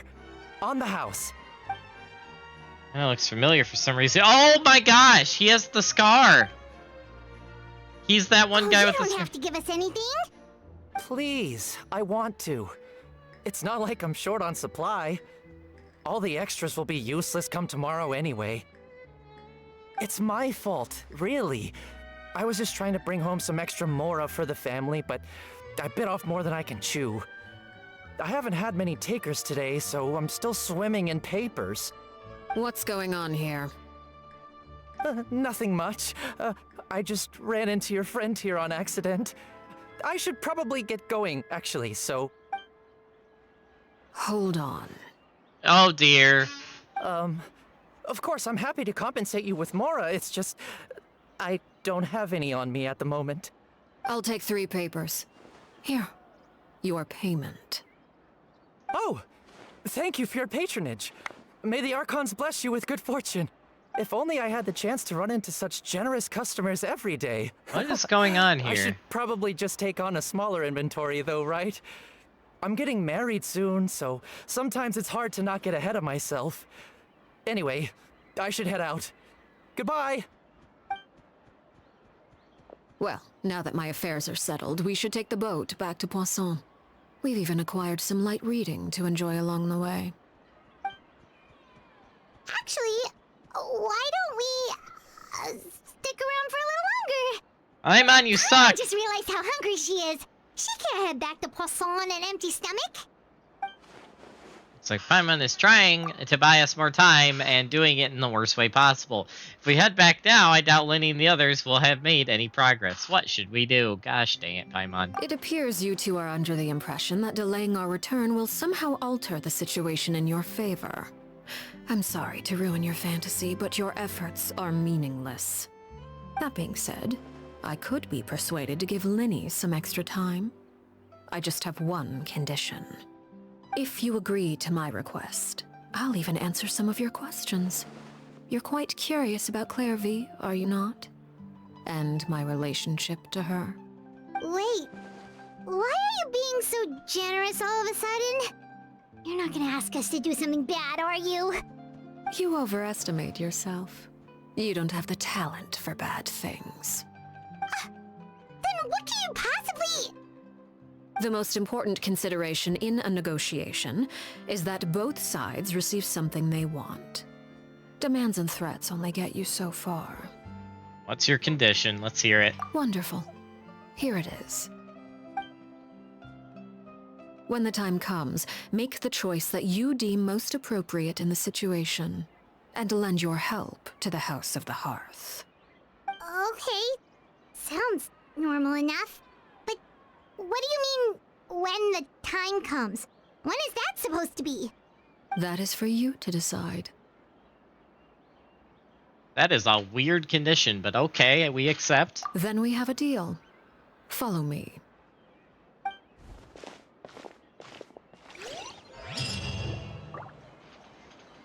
That is a really weird condition. Alright. Oh, okay, so now I gotta go up there. Before we go up there, I am turning in my dailies, though.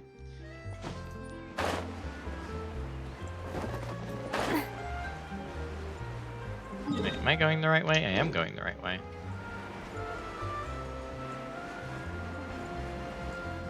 That's a chest. Hold on.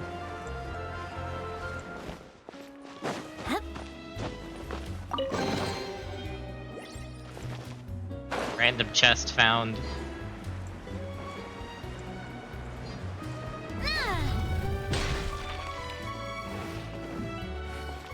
Ad Astra Abyssosk.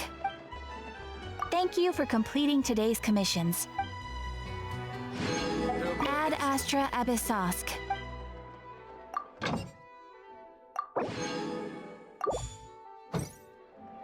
Nice.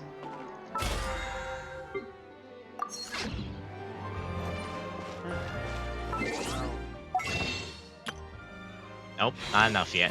Alright. Actually, hold on a second. Is this? Yep, gosh dang it. Alright, to the ruins.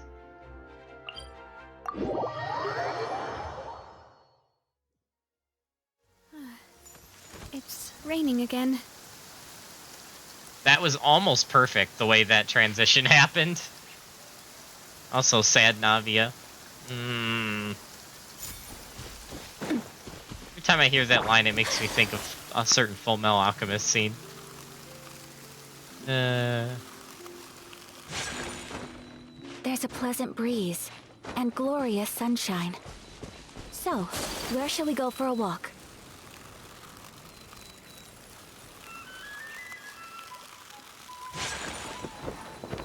Oh no, Come no. with me. Let us find shelter from the rain.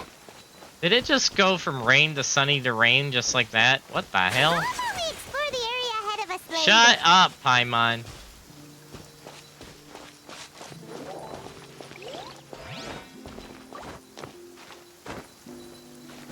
How far out of the zone did I go? I'm not... Okay. Really? You put a little pocket like that, game? I see how it is. Genshin hates me. Climb, Ayaka, climb. No! Why? Oh my gosh.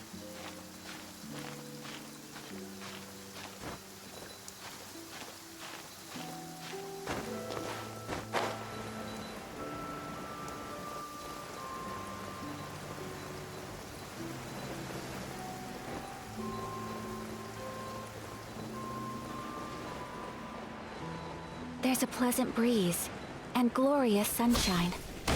So, where shall we go for a walk? That is weird. That went from like sunny to rain to sunny to rain. Oh, jeez.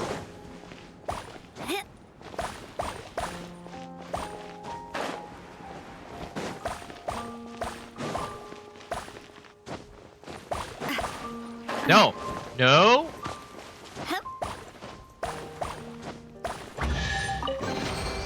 I'm loving this treasure hunt. Phew. That was scary for a second.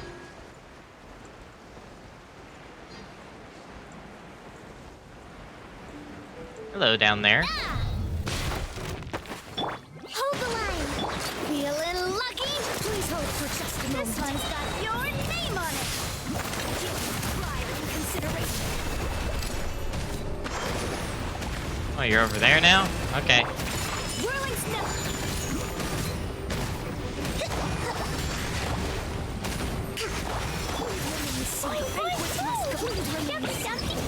Where'd that come from? Me. Oh, jeez. Well, that just happened. Embrace the ice. Covenant of the deep. Allow me. Oh, this is actually a boss. Holy crap. Scout. The banquet must go on. The banquet is here in its end. Joyce, feeling lucky? I guess I'm Holy crap. home. Dang it. Stop dashing around.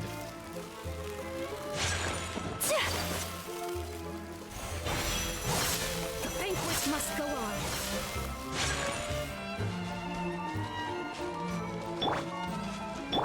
Rest and rebuild. The banquet must go on. Please remain seated.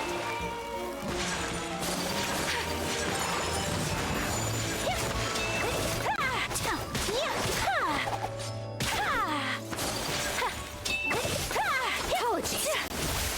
The banquet must go on. Please hold for just a moment. Forgive prior consideration. Oh gosh. Allow me. Take flight. Pew! Jumpy, jumpy, go!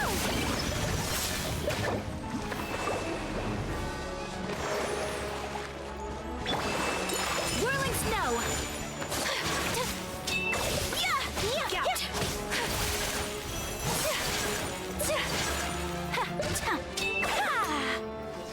My apologies. Hold the line. Boing, boing, boom! Apologies. Please remain seated. Woohoo. The banquet is nearing its end. Joyce. La la la. Sakura swirl. Billowing surge.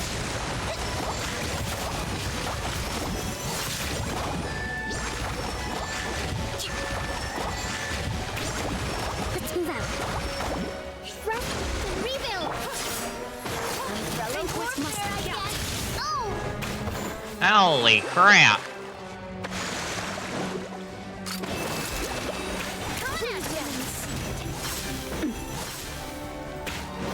This one's got your name on it. Oh, jeez.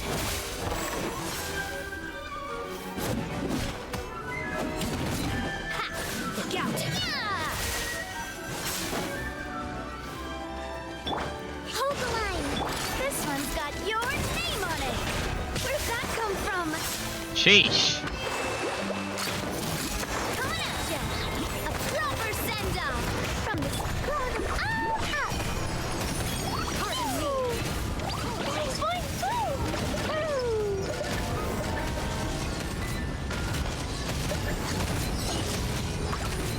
The banquet is nearing its end. Woohoo. Fleet. Feeling lucky? Gout.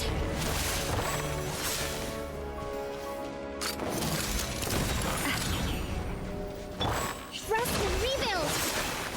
Oh, Jesus.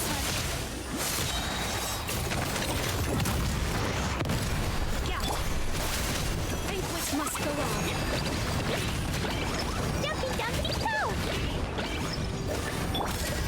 one's got your name on it. Apologies. Just a little No. longer. Oh, jeez. Forgive my pride. Consideration. Holy crap. Please remain seated. Feeling lucky? Scout. Attack! That's the way. Blazing delay. Apologies. Pew! La la la. Banquet must go on. Allow me. The banquet is nearing. Hey there!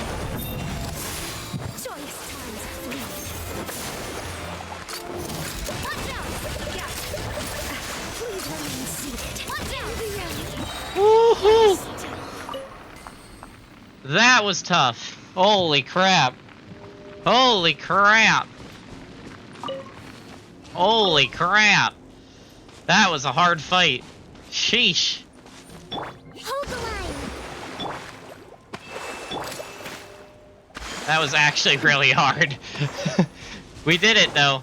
Hey Ducky, you missed me starting the stream with like an hour of TCG. That's literally how we started the stream today. Oh man. What is this place? Ducky missed out. Somewhere long I know, forgotten right? by everyone. It used to be a grand building. Now it's nothing more than a pile of rubble. No one comes here anymore, nor does anyone care about what once happened here. Although, this place does have something to do with the story I'm about to tell you.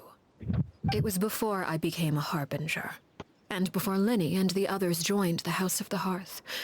Due to certain events, I first killed Clairvy and then her mother. And this is where it all happened. Oh, You snap. were the one that killed Clairvy? Why? Patience now. Allow me to explain Clairvy's side of the story first. I'll start from the beginning. Clairvy was 6 years old when she was brought by her mother, Crucibina, to live in the House of the Hearth. From the outside, it seemed like a fairy tale. A thriving family made up of kind adults and friendly children. Crucibina was the knave at that time, and the House of the Hearth was under her control.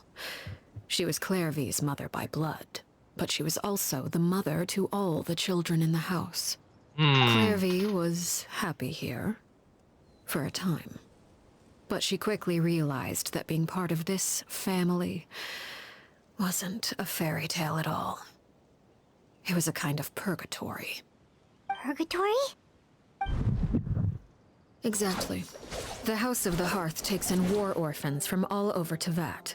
But as for how to raise them, that depends entirely on the person in charge. Crucibina came up with a novel idea. She would teach the children to fight, force them to duel each other, and then crown as the king of the house the child who proved themselves most worthy of inheriting her title. It's difficult to estimate the number of children who died or were maimed in the process. Jeez. There's little I can say about the ones who died. The ones that emerged with permanent injuries, on the other hand, well, they still served a purpose. Jeez. They would be handed over to the doctor to be experimented on, or sent away on dangerous missions. Nothing more than tools to be used and then discarded. Jeez. That got So dark. those were the experiments Clairvy was talking about. But what actually happened to her? You said that Clairvy was Crucibina's daughter, so if Clairvy tried to convince her to stop what she was doing, Crucibina probably would have listened, right? Despite being Clairvy's mother, Crucibina cared little for her daughter. She forced Clairvy to join the House of the Hearth only as a means to demonstrate her own impartiality as a mother, to prove that she treated all her children equally. Clairvy did try to convince her mother to change her ways, but it was to no avail. After her efforts failed, the only other option was to rise up and try to fight back. Unfortunately, the other children had already been thoroughly indoctrinated into the illusion of happiness Crucibina had created. Of course, there was one exception. Someone Clairvy's age who knew the truth about the House of the Hearth. Her name was Peruere. Harry? Wait, the friend that Clairvy mentioned? Friend, huh? I suppose we can call her that for now. Clairvy was a cheerful and passionate person with a tenacious spirit. Oh, yep. Peruere, on the other hand, was rather cold-blooded. I freaking knew Her it. cold-blooded nature allowed her to see through Crucibina's facade. Yet, it was also this cold-bloodedness that prevented her from acting against it. At least at first. While Clairvy longed for freedom, Peruere was convinced that, amid all the fighting and violence, she would make it until the end. And that is her. Despite their Okay. differences, I had the a two feeling. became fast friends, united by their knowledge of the truth. Clairvy told Peruere that she hoped to create a real family, where no one would be killed or sacrificed. There may have been a certain naivete to her ideas, but Clairvy proved her determination many times over.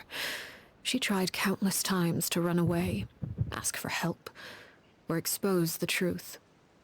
But her efforts only earned her beating after beating. The only thing that kept her going was her strength of will. Even with her body racked with pain, she would still stand on her tiptoes and open the window at night. She and Peruere would look out at the moon together, a fierce longing for freedom shining in her eyes.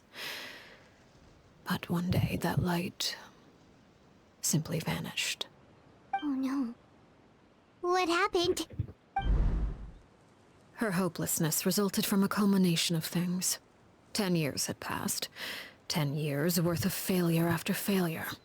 She and Peruere weren't children anymore, but finding any chance to escape still seemed as hopeless as ever. It was during this time that Peruere suggested a new plan. If escaping was out of the question, why not take down the very person sitting on top of this throne of lies? Mother herself. Clairvy rejected that proposal. She claimed that, as a famous harbinger, Crucibina possessed an unimaginable amount of power. Trying to kill her would have an incredibly low chance of success. Clairvy never gave another reason, but Peruere could see it written all over her face. Clairvy still thought of Crucibina as her mother. Killing her own flesh and blood was a line she couldn't bring herself to cross. If she couldn't escape and fight back, then only one option remained. Death. Precisely. Death was the only way that she felt she could be free. Oof. It happened during a duel. When she arrived at the dueling ring that day, her partner turned out to be none other than Peruere. The very person that had stood by her side all those years. It was a fierce battle. But ultimately, Clairvy decided to let Peruere end her life. Dang. From that moment on, Peruere's journey was one written in flames.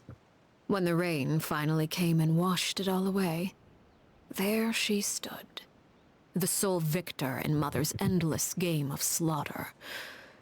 A trail of corpses strewn across her path to success.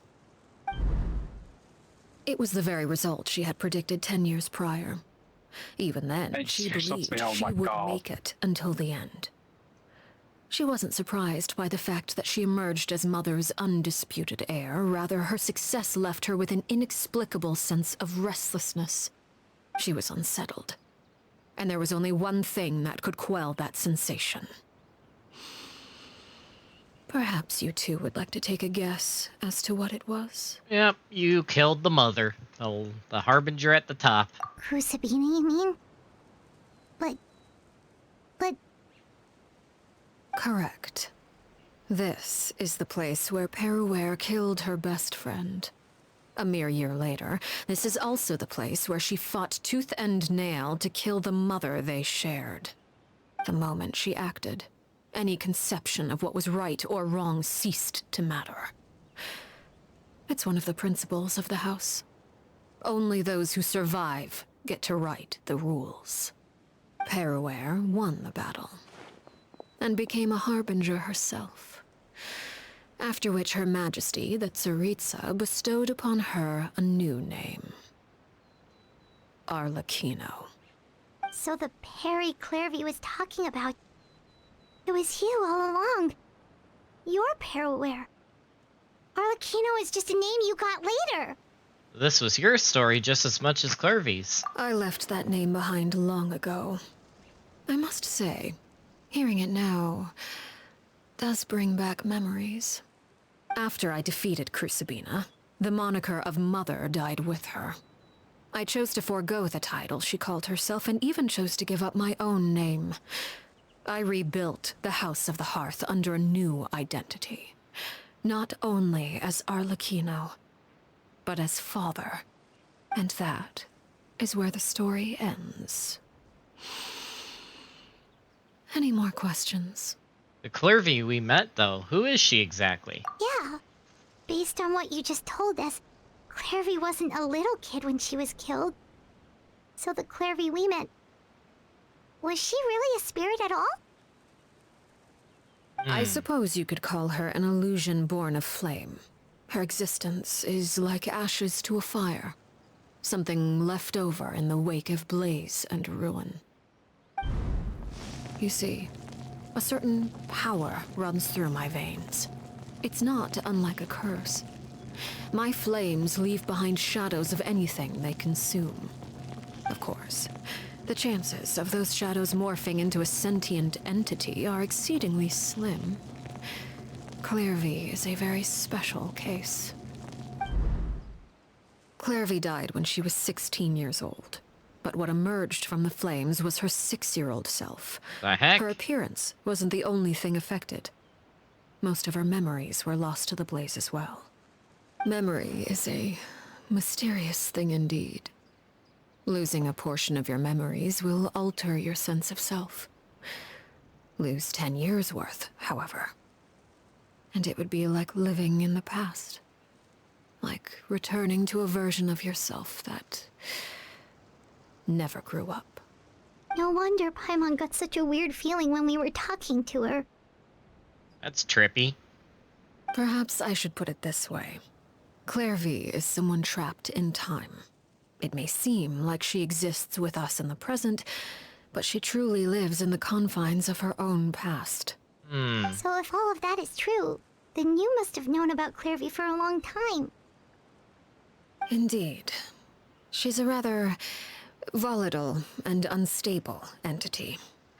Sometimes she would look after the children. She's even saved some of their lives. But other times, she would hide from me and become obsessed with revealing the truth about the house to anyone who will listen. Shadows don't have the capacity to learn or grow.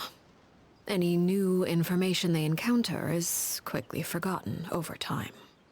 Your attempts to expose Clairvy to sunlight. They failed, yes? The reason is actually quite simple. In Clairvy's mind, the house is impossible to escape. And it is this very perception that traps her there. But no matter. All I have to do is kill her again, and all will be resolved. I don't anticipate so much as a single speck of ash will be left behind this time. Jeez. Wait! Paimon can understand why you might want her gone, but isn't there another way? So what if she's trapped in her 6-year-old self? She's still your friend! At least talk to her first! It's too late for that. She broke the rules, and now she must be punished. That goes for Filial and Nantoy as well. She's had quite the effect on them. I hope you understand. The difference between Crucibina and myself lies in our formulation of the rules, not our policy for enforcing them. Upholding the rules without question is a trait we both share, because that is how a household should be run. Wait, was that a Traveler Sigh? Is this really what you want to do? Holy cow, it's Zach Aguilar voice acting. Let's Whatever go. could you mean? Don't you want to say a proper goodbye at least? Holy crap. Whether as a killer or as a father, there are two things that must be avoided at all costs. Anger and sorrow. Anger makes you impulsive. Sorrow causes you to waver. Well, it appears it's about time to proceed. Before we arrived, I told some of my well-behaved children to bring our troublemakers here by nightfall. I do believe I've kept my end of the deal. I gave your friends quite a bit more time. As for what happens now, we'll just have to wait and see.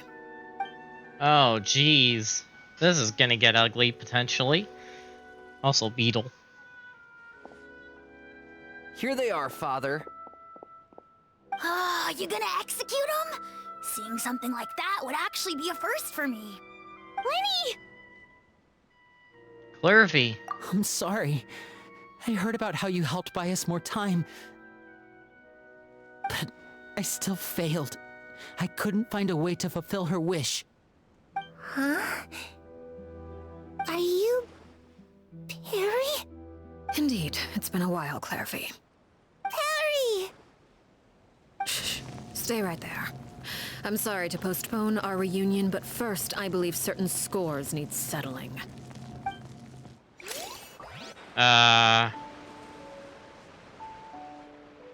Father, let me explain. Out of my way. Father! You chose to conceal a threat to the house. And for that, you must be punished. Overall, however, I suppose your wrongdoing is hardly the most egregious of the bunch, so I'll deal with your punishments later. As for right now, the more pressing concerns are the traitors among us. Among us! Traitors? Do you mean us? Among us. Father, let me explain. We didn't mean to... Fultz, why don't you share what you heard? Yes, Father. Secret Midnight Meeting number 3. Participants, Filial, Nantoy, Sato, Toddy. Nantoy clearly said, if only Father wasn't the one who took us in. Sato added, I'm sick of this life. I just want to live as a normal person. Filial was the worst of them all. She called us crazies and said a bunch of mean things about Father. I did not! Wow. You're lying!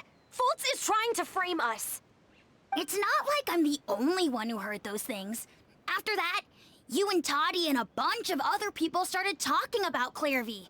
You were using all those things Clervy brought up as an excuse to question Father. We're birds locked in a cage. The only way out is to destroy it. That's what you said, wasn't it? You little. You just want me gone, don't you? What did I ever do to you, huh? And you, Sheplo, have you forgotten who stood by your sickbed, watched over you, and changed your dressings? Come on, let's hear it then. What's your reason for all this? You're wrong, Filial. We don't want you to die. You're our family. Liar. You wouldn't be doing this if that were the case. So why? Why have you backed us into a corner? We all live in the House of the Hearth. You know the type of work we do, Filial. A single betrayal can cost dozens of us our lives. It's not like it's never happened before. That kind of thing is hard to forget. That's why the House of the Hearth cannot tolerate any form of betrayal. Ever since we came to Poisson, you've had 7 secret meetings. A lot of the things you talked about really crossed the line. You've been spying on us for half a month? Wait a second. Now that I think about it, the move to Poisson was just a way to make it easier to spy on us, wasn't it? Because we were all in one place. You've had this planned all along. Filial, Nantoy, I'm sorry. I owe you both my life. I owe Clervy too. If it weren't for all your help after I got poisoned, I wouldn't be standing here today. If this were any other situation, I would do anything to repay that kindness, even if it cost me my life. But rules are rules. I'm sorry. My hands are tied. Why? Why? Dang. That's enough, Filial. We made a mistake, and we should own up to it. We broke the rules, plain and simple. And now we have to face the consequences. I'm sorry, Chapleau.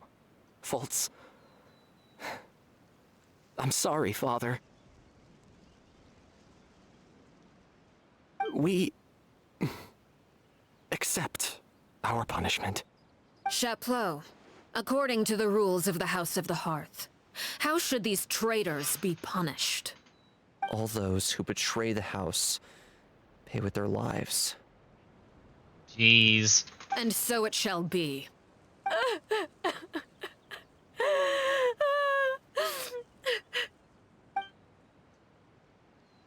Jeez. Father, please wait! Something you want to say, Linny? Please reconsider, Father. What Filial and the others did, does it really count as betrayal? We all come from broken families. From the very first day we joined the House of the Hearth, we wanted nothing more than to make it a real home. But the truth is, none of us know what a real home should look like. I'm not saying I have all the answers. All I know is this. Killing Filial and the others may uphold the rules, but doing so will only bring us further away from being a real family than we've ever been.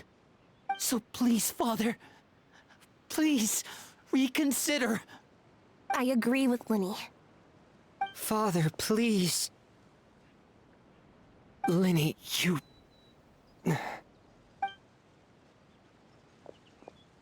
I also agree with Linny. An order once given cannot be rescinded. However, given the extent of your determination, I suppose we shall have to go about this a different way. Draw your weapons and face me. Our weapons? Father, are you referring to a duel? Precisely. The rules of the house will not be altered. Traitors must be punished. However, resolving disputes with a duel is also one of our rules, one that also applies to me. Demonstrate a sufficient showing of strength, and I shall offer a concession. Wait. Beat Father in a duel? Impossible. Father is way too strong, even for Lenny.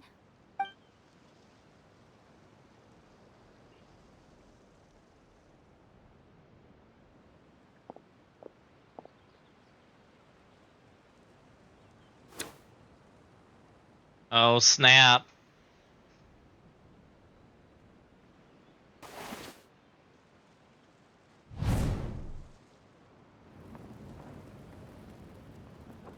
Did you hear that, Traveler?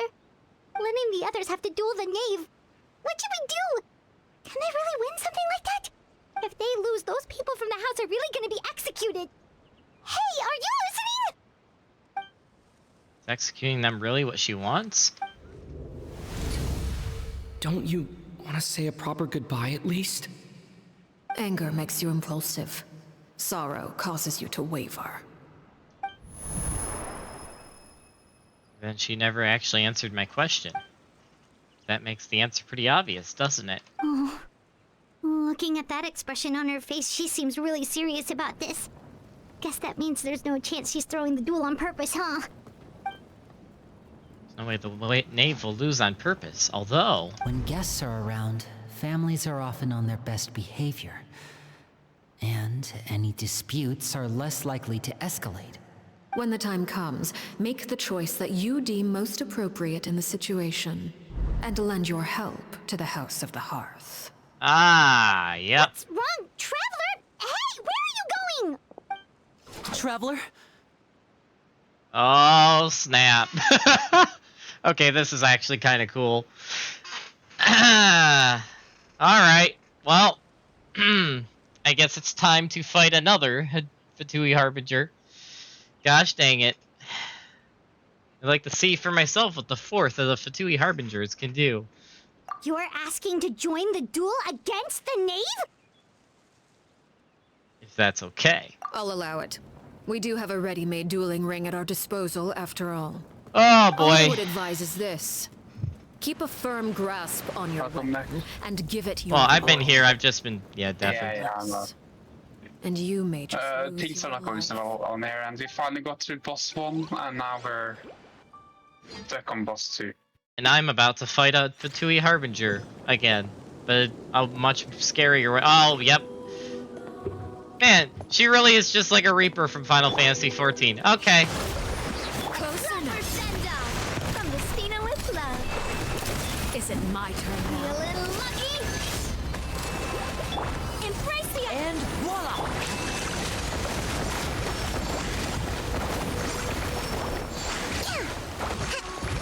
Is it my turn now? Spare your energy. Running is of little use. Be a little lucky. With these rising flames, Proper send down. with the fall of darkness, destruction shall rise. Have a taste of purgatory. Holy crap! This one's got your Getting here! With these rising flames, rest and rebuild. We got nuked! Umbrella warfare, I guess. look at you. Trapped like a bunch of helpless ants. That's right, I guess. Ah, well. Is it mine? And voila! Sheesh, dude. Hold the line. Take flight.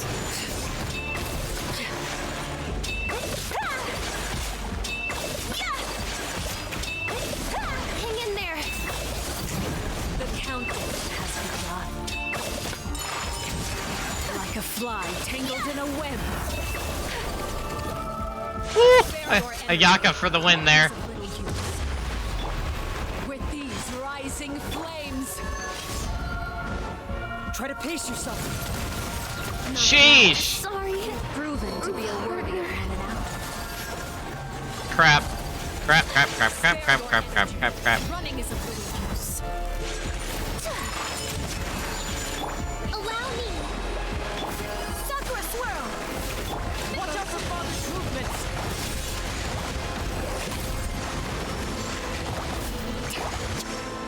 Holy crap! Oh!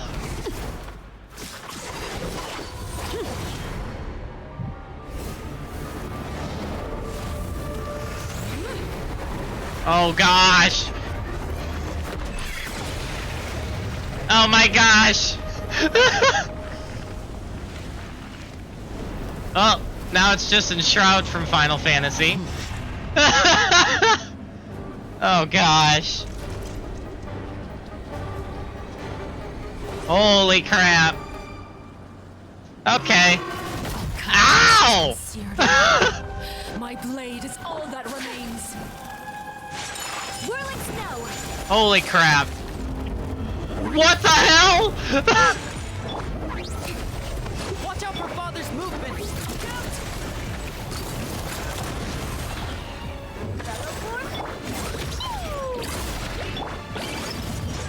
Take flight.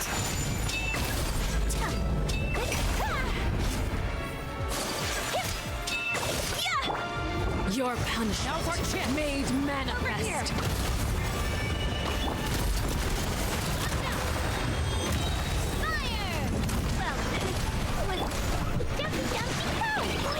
I can't move.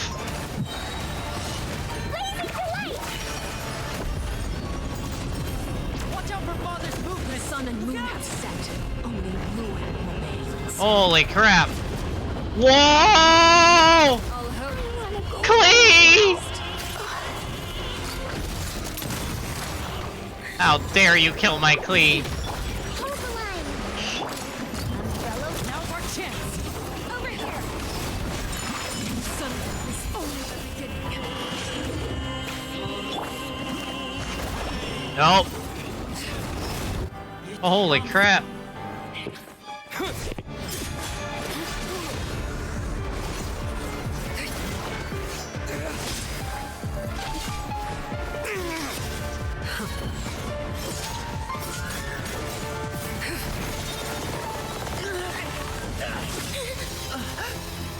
Jeez! You should know better than to crowd in one place.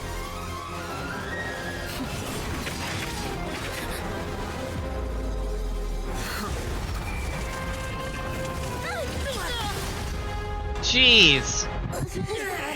Oh, I know.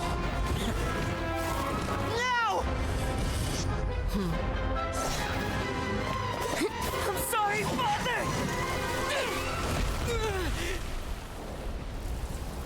Dang!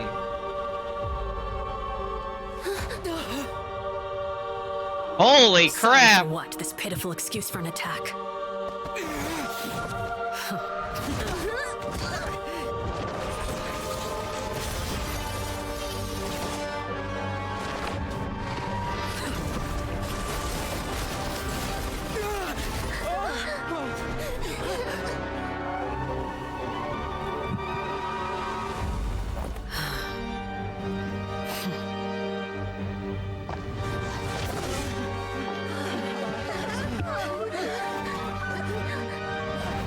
Father, no!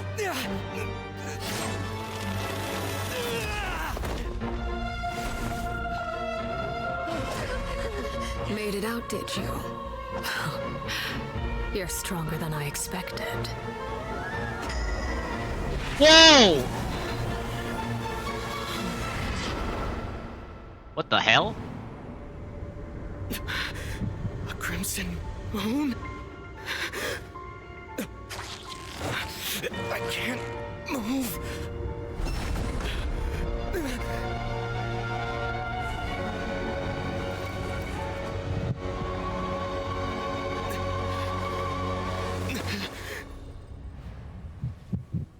What the hell? Still, not strong enough to beat me. What the hell was that? Holy crap! Jeez! Okay, yeah, she beats Tartak by like 1,000 leagues. Wow.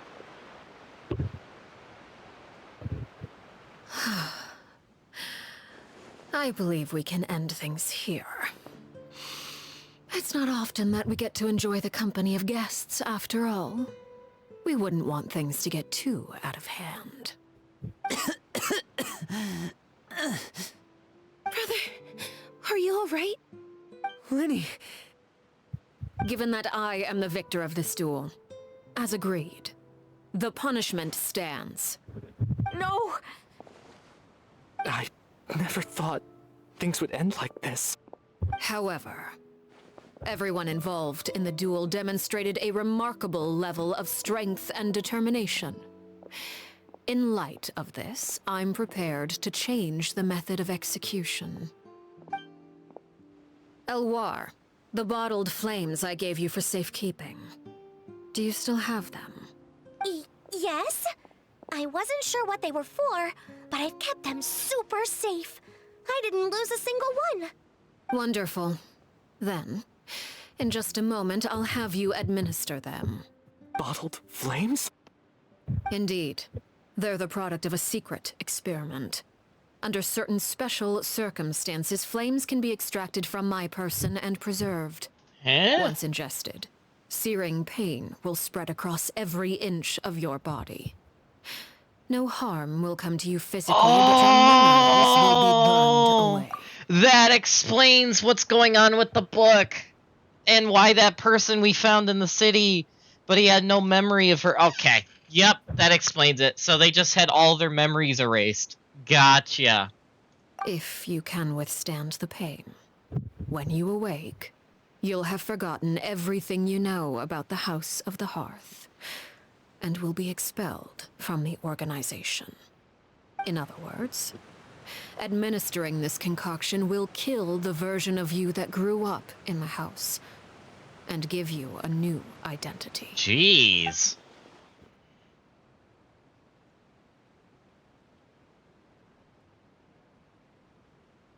Oh, I should probably read this. So that means the young man that I thought looked familiar, the one selling newspapers outside the Palace Mermonia, he must have been the same Harar that we saw in the list of executions. He wasn't killed at all. Memory is a mysterious thing indeed.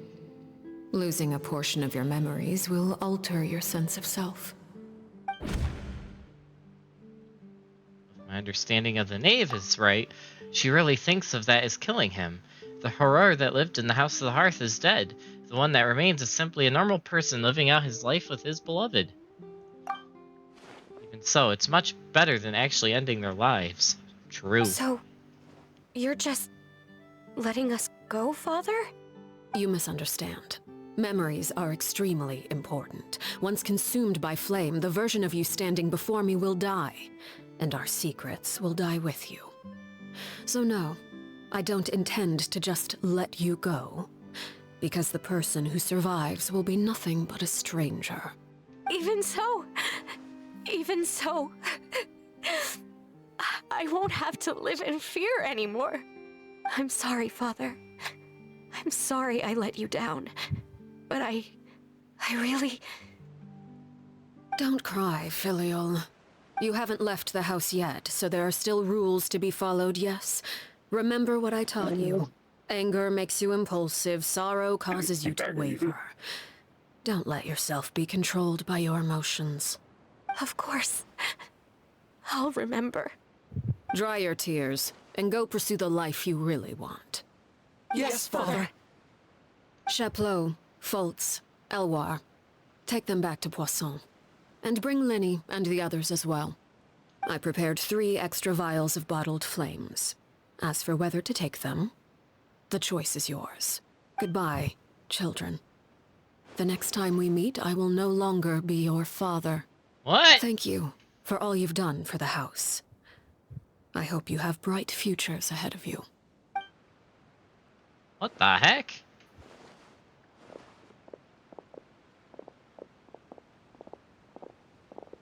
Father.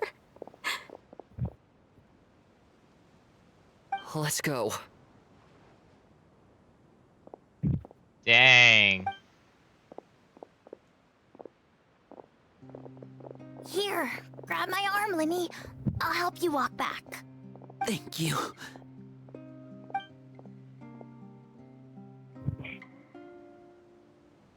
Clairvy.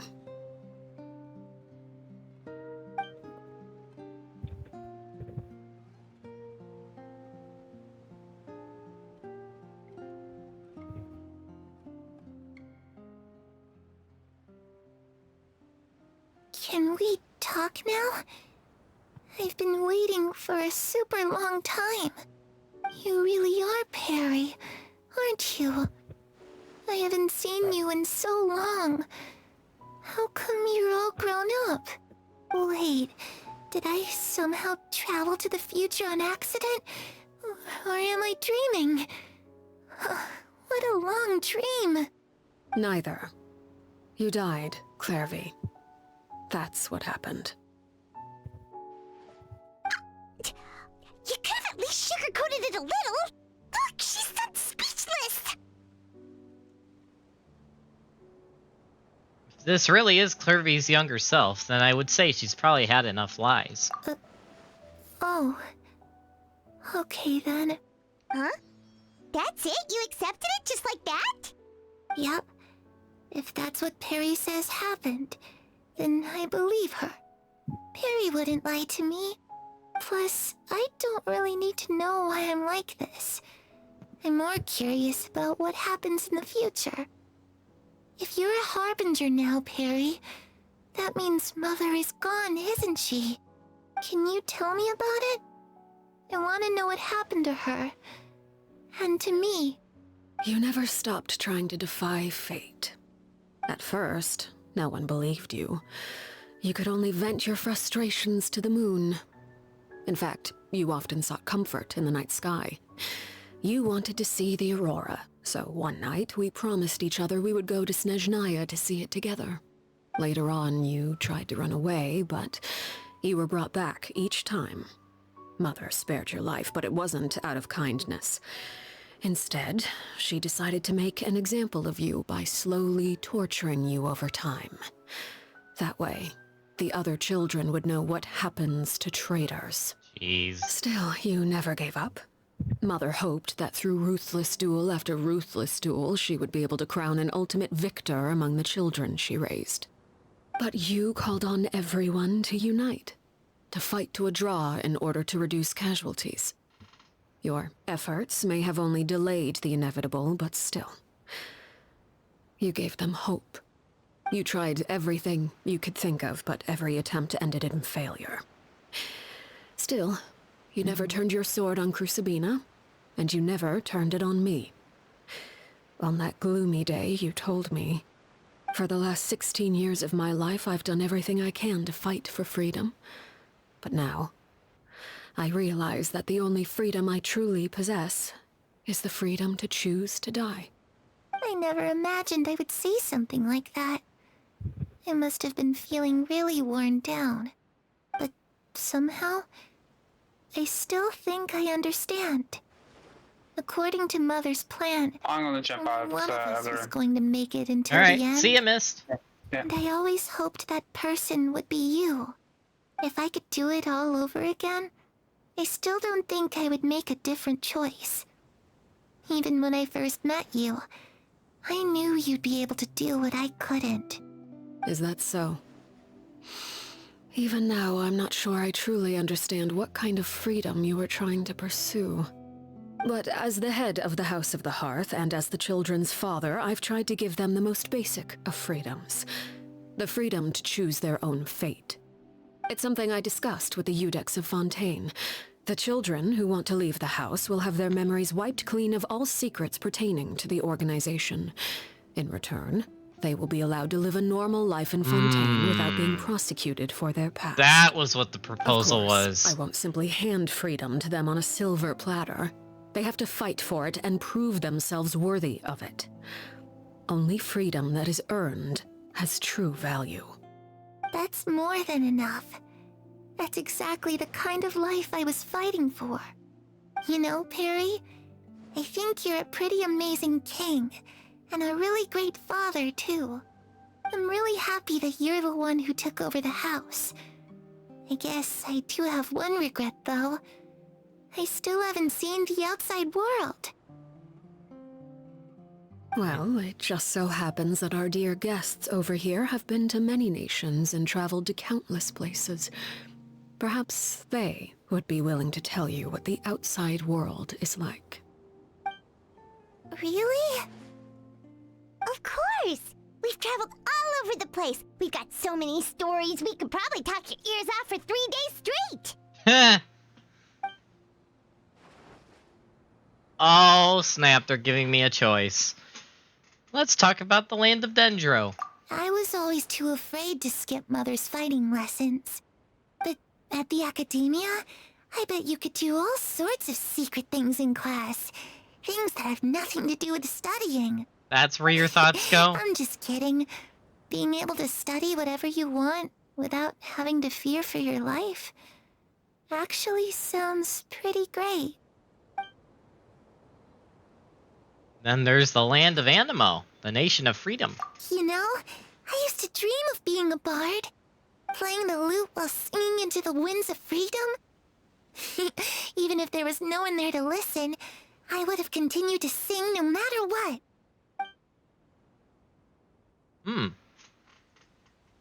And then there's the land of Hydro, nation of eternity. Those yokai you mentioned, what do they look like? I once saw a drawing of this one guy with horns on his head and a super scary face. Are there any yokai like that? Oh, sounds like you're talking about an Oni. Yep, we've met one, and let Paimon tell you, they're not nearly as scary as they look. Maybe just a little stupid. We love him, though. All brawn and no brains. Alright. And then there's the land of Geo, nation of contracts. Ah, that's where Mora comes from. I never knew that before. If I had some Mora, I would buy 3 new dresses. One for me, one for Perry, and one for Mother. It's just too bad Perry doesn't like wearing dresses. And Mother, she probably wouldn't accept something like that either. I guess I just have to keep them all for me then. I could wear a different one every day. Tell Clary about the various nations you visited. Eventually, the conversation returns to Fontaine, the nation she once called home. The situation was super dangerous. Lenny and Lynette were accused of committing a crime, and they were going to have to stand trial at the Opera Epicles. Oh no, that must have been hard for all of you. What happened next? Don't worry, we were able to turn the situation around super quickly. All thanks to Detective Paimon, of course. Alright, that's it. I'm done. No. Oh, gosh. Save me, please, somebody. How'd you do that? Come on, tell me. Okay, so it was like this. After the failed magic show, we rushed to the scene and... Curvy is listening really intently to Paimon's story about our time in Fontaine. She seems really happy, like all her troubles have been forgotten. Maybe this is the first time she's ever been able to truly relax, but I'm not sure how long this moment can last. Shadows don't have the capacity to learn or grow. Any new information they encounter is quickly forgotten over time. Time passes by. She'll probably forget everything we've told her and go back to being that scared little girl who could only hide in the shadows. I was so busy thinking I almost didn't notice the sun has risen.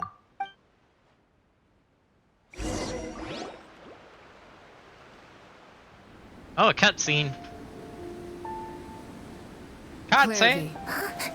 You've worked tirelessly from the shadows to overthrow the House of the Hearth. Now, by my authority as the Knave, I shall announce how this matter ends. You are hereby expelled from the House of the Hearth. You are no longer tied to this place, nor are you bound by its rules. You're saying that I can finally leave? I get to experience the outside world as well? Oh, I almost forgot. There's no getting older for me. Still, seeing who you grew up to be makes me really happy, Parallel. Take care of yourself. Goodbye. May we meet again someday.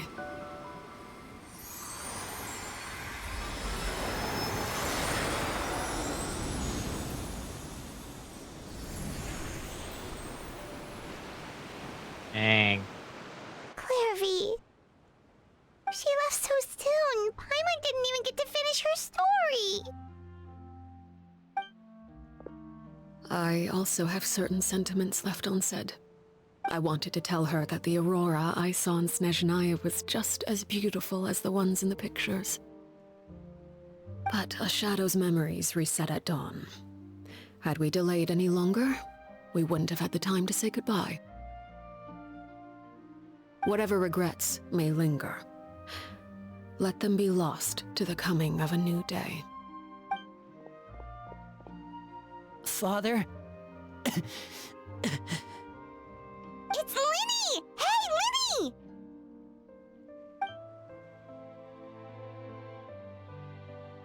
What is he doing back here? Let's go check it out.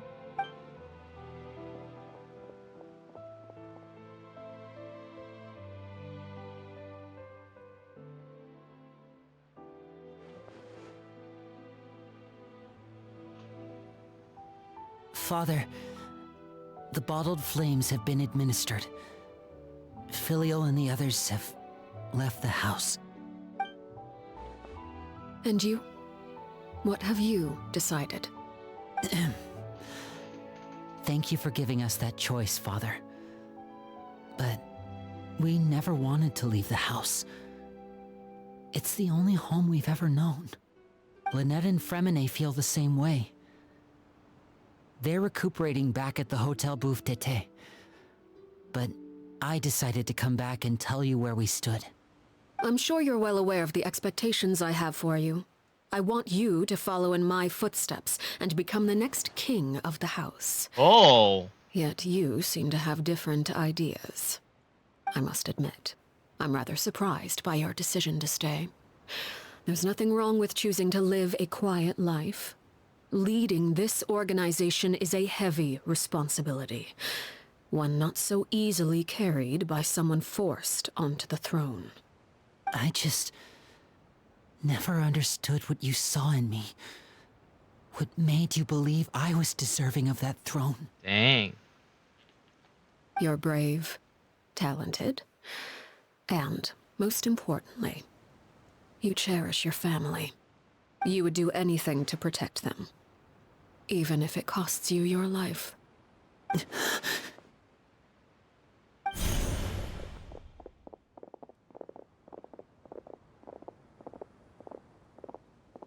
Speaking up back there was so brave of you, Linny. It's all thanks to you that we were able to convince Father to back down. You're a hero, Linny. Hero. Father is the real hero. Had Father gone all out during the duel, there's no way I would have walked away with my life. She must have had it all planned from the beginning, from the very moment she suggested a duel. I'm not deserving of that title. I'm not strong enough or smart enough. You're wrong. In my opinion, all you need to be deserving of the throne is conviction and the necessary strength to act on it. We may have different ideas of what it means to be a family, but you can hardly be said to lack conviction. What you truly lack is strength. For someone of your talent, though, that's something that will come with time. Even without that strength, you still chose to face me in a duel, even though the odds were stacked against you. That capacity to honor your convictions is what I truly see in you. Father. No one knows what the future holds, what tragedy or triumph may be in store. Being at the head of this organization requires the strength of will to face whatever comes. Caution will only hold you back. If reaching a certain standard were required to go after what you want, I would never have succeeded in killing my predecessor. Back then, there was still a considerable gap between our abilities. Strength may decide the ultimate victor, but those who let a lack of strength dictate their decisions or undermine their convictions will never be worthy of the throne. I understand, Father. Thank you. Children must grow up to surpass their parents.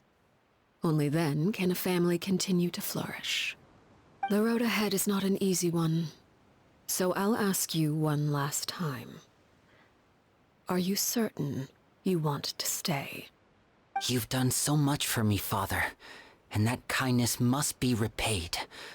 Plus, with Project Stuja at hand, there are many dangers ahead, and I, for one, don't intend to back down. Protecting my family at all costs. That's my conviction. Then you're welcome to stay. As for Project Stuja, you need not be too concerned. If those cowardly businessmen and heartless dignitaries try to take us down, I'm prepared to teach them a lesson. Having members who longed for the light was our organization's last weakness. With those members no longer among our ranks, the House of the Hearth is like a spider hiding in the shadows. We need only wait for our prey to come to us. At present, our imperative is to use their plan to our advantage. In doing so, a crimson moon shall rise amid the frigid blizzards of winter. No demonstration of loyalty shall go unrewarded, and no sacrifice shall be in vain. Is this how the Schnez 9 plot's gonna be beat? Oh, snap. Ooh, okay. That dropped a massive hint at the future there. So is the plan that all the other Harbingers been planning? Is the Knave gonna use the House of the Hearth and Tartag to counter it and turn it to her advantage instead of the Tsaritsas? Ooh, okay, that's gonna be interesting. As for the two of you, whether we meet again as friend or foe, I'll remember the camaraderie we shared in this moment. No matter how arduous the journey ahead, I hope we both reach our desired destination. Dang. Wait until 2 days later. Alright, this is a perfect moment to take a quick break. I will be right back, folks.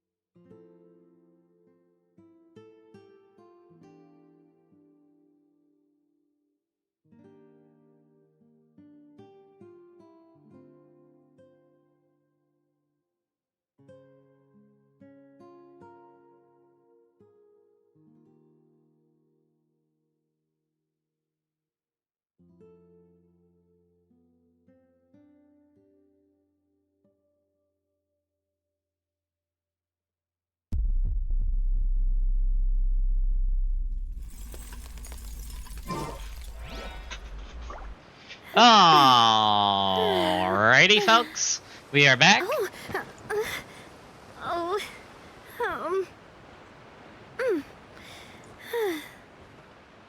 Okay, well, first we have an achievement. Ah, yes, that one thing I fought before this. Man, I just went through 2 brutal fights in a row. One an open world boss and the other story boss. Was that 46k Pyro to Klee? Yes, I think it was. That was painful. Sheesh. Alright. Alright, so why? Who is involved with this?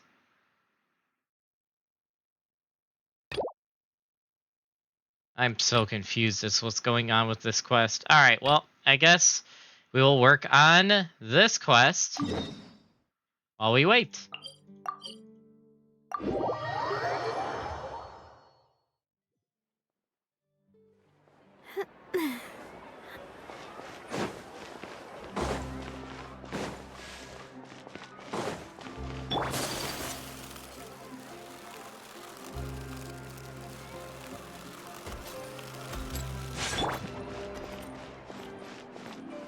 Oh, snap.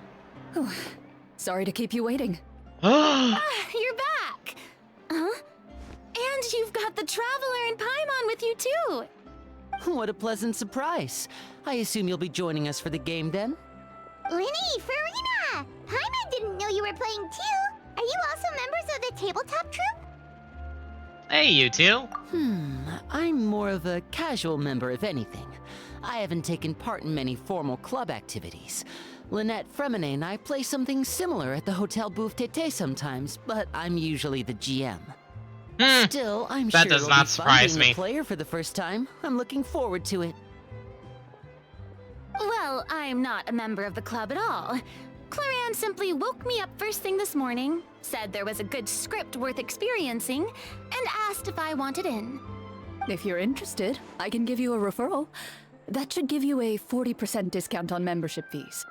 I think I'll wait to see how this experience plays out first, especially when it comes to the quality of the script. If it's sufficiently fun, then I'll join. Do you participate in a lot of tabletop troupe activities, Clarion? You could say that. She's actually one of the few senior game masters of the troupe. Right. I knew about that even when she was still my subordinate. It's nothing. Really, just a small hobby of mine. Wow. Paimon's so used to seeing you be all upstanding and intimidating as the champion duelist. It's kind of hard to imagine you role-playing with a bunch of friends. Final Fantasy has ruined me. Every time I hear them call Clorin the champion duelist, all I can think of is a certain Gilgamesh, and it's like, no, wrong champion duelist. Although, I gotta say, I said it last stream, and last Genshin stream, I'll say it again. I would love to see a fight between Genshin's champion duelist and Final Fantasy's champion duelist. I feel like that would be an interesting fight to witness. Anyway, moving on.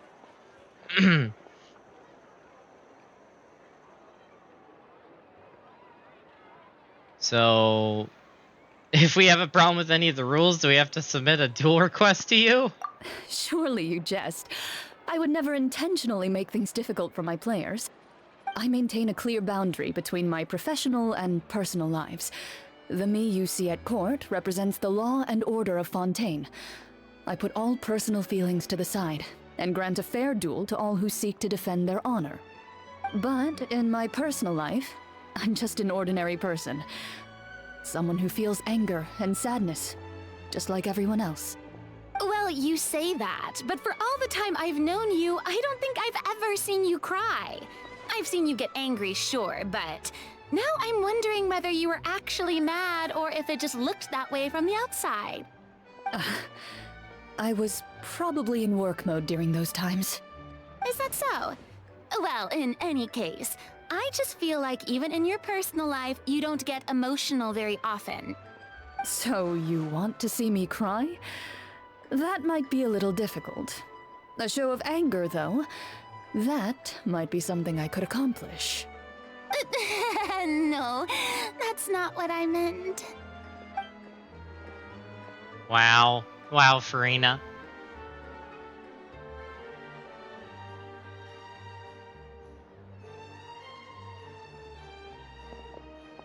I'm back! Here, allow me to introduce you to the script manager, Mr. Florian. Pleasure to meet you all. Hello. Wait, are you a champion duelist too, Mr. Florian? Oh, no. This is just the costume provided by the club. I occasionally play a few of the roles in my scripts. That sounds like a lot of work. It's nothing. It's the least we can do to give the players a more immersive experience. Anyway, allow me to give you a brief introduction of the script. This script was adapted from the real history of the Marashose Hunters. You all will play the role of hunters from a bygone era and resolve a series of events unfolding in the capital. Paimon's not super familiar with the history of the Marashose Hunters. Is that a problem? Oh, no problem at all. I can give you a brief rundown. So, basically, Marashose hunters were people who dedicated themselves to hunting monsters and protecting the city by using a special swordsmanship technique passed down over generations.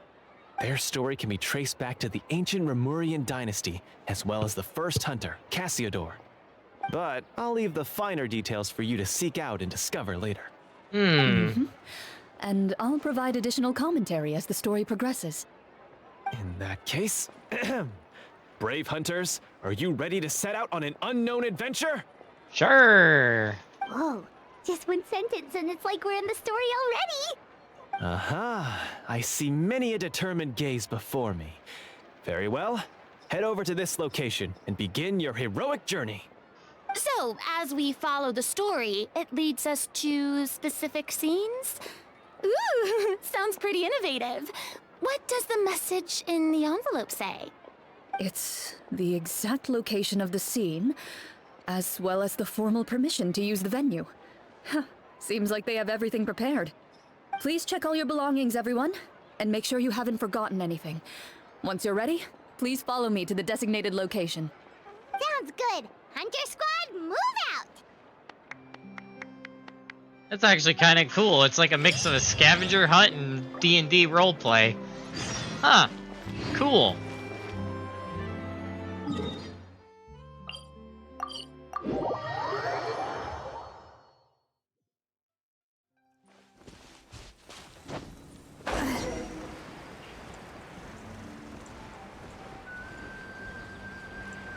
Wait, how far is this?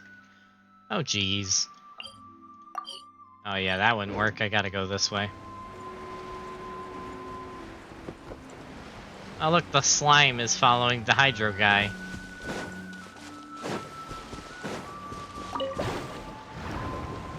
No, no, no, no, no! Crap. Well, that sucks. That took me the opposite direction of where I need to go, but I might be able to use this to my advantage, because gliding. Actually, and I can get a boost from this wind tunnel, which will get me even more gliding. Ho ho ho ho.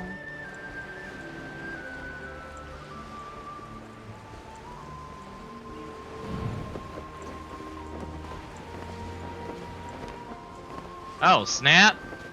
That takes you up really high. Good thing for me, though.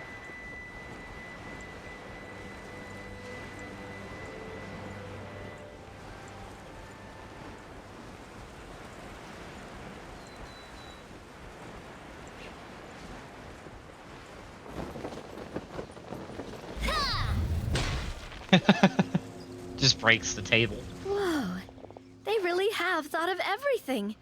Even the phaetometer is here and ready to go for us. The phaetometer? What's that? It's a card that's used to determine action success or failure. We'll need to use it when we try to use certain skills. And what about all the dessert and tea? Is that for us as well? That's what the message said. Really? That's so nice. It feels just like a tea party with friends. Those snacks have Paimon's name written all over them. Wow. I think you might be more of a snack hunter than a Marashose hunter, Paimon. I agree. That's why she eats all my food and my money. Snack Hunter Paimon reported for duty. If there are delicious snacks to be found, Paimon will track down every last one. The desserts are great. But I'm still looking forward to the story more than anything. Very fair. Then, let us begin. First, please pick up the blank character cards in front of you, and write down your name and profession. You can find an abbreviated version of the rules printed on the back of your character card.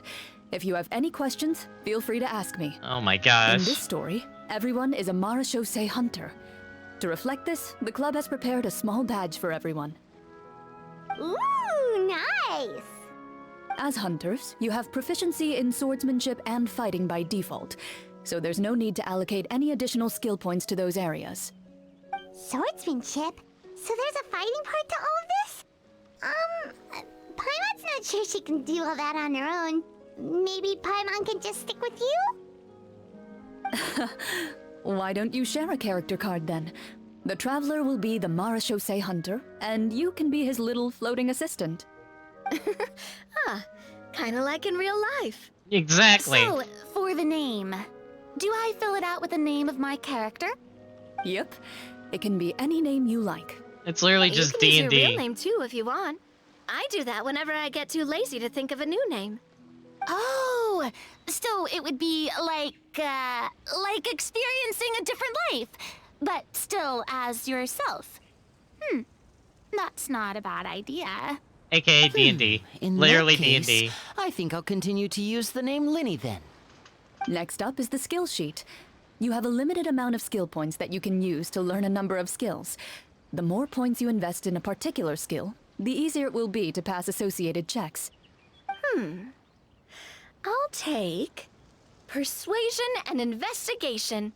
Those are must-haves when it comes to missions like these. Oh, those skills sound like they'd be useful for gathering intelligence. Good idea, Navia. Just as expected of a veteran player. So should we also take those skills then? Not necessarily. Since we're working together as a team, we could leave the negotiations to Navia and use our skill points to pick up other useful skills. For example, I think I'll take stealth and sleight of hand. That will give us more options if we run into any situations we can't negotiate our way out of. Oh, interesting. I wasn't thinking about it like that. I suppose it's not so different from an acting troupe. Everyone has their own role to play. Let me see. I'll take arts and performance.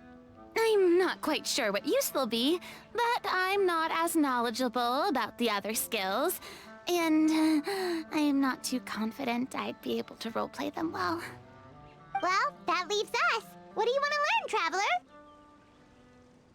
Cooking, medicine. Okay, insight. Definitely insight. Oh, something that'll help you get a read on other people's thoughts. Sounds useful.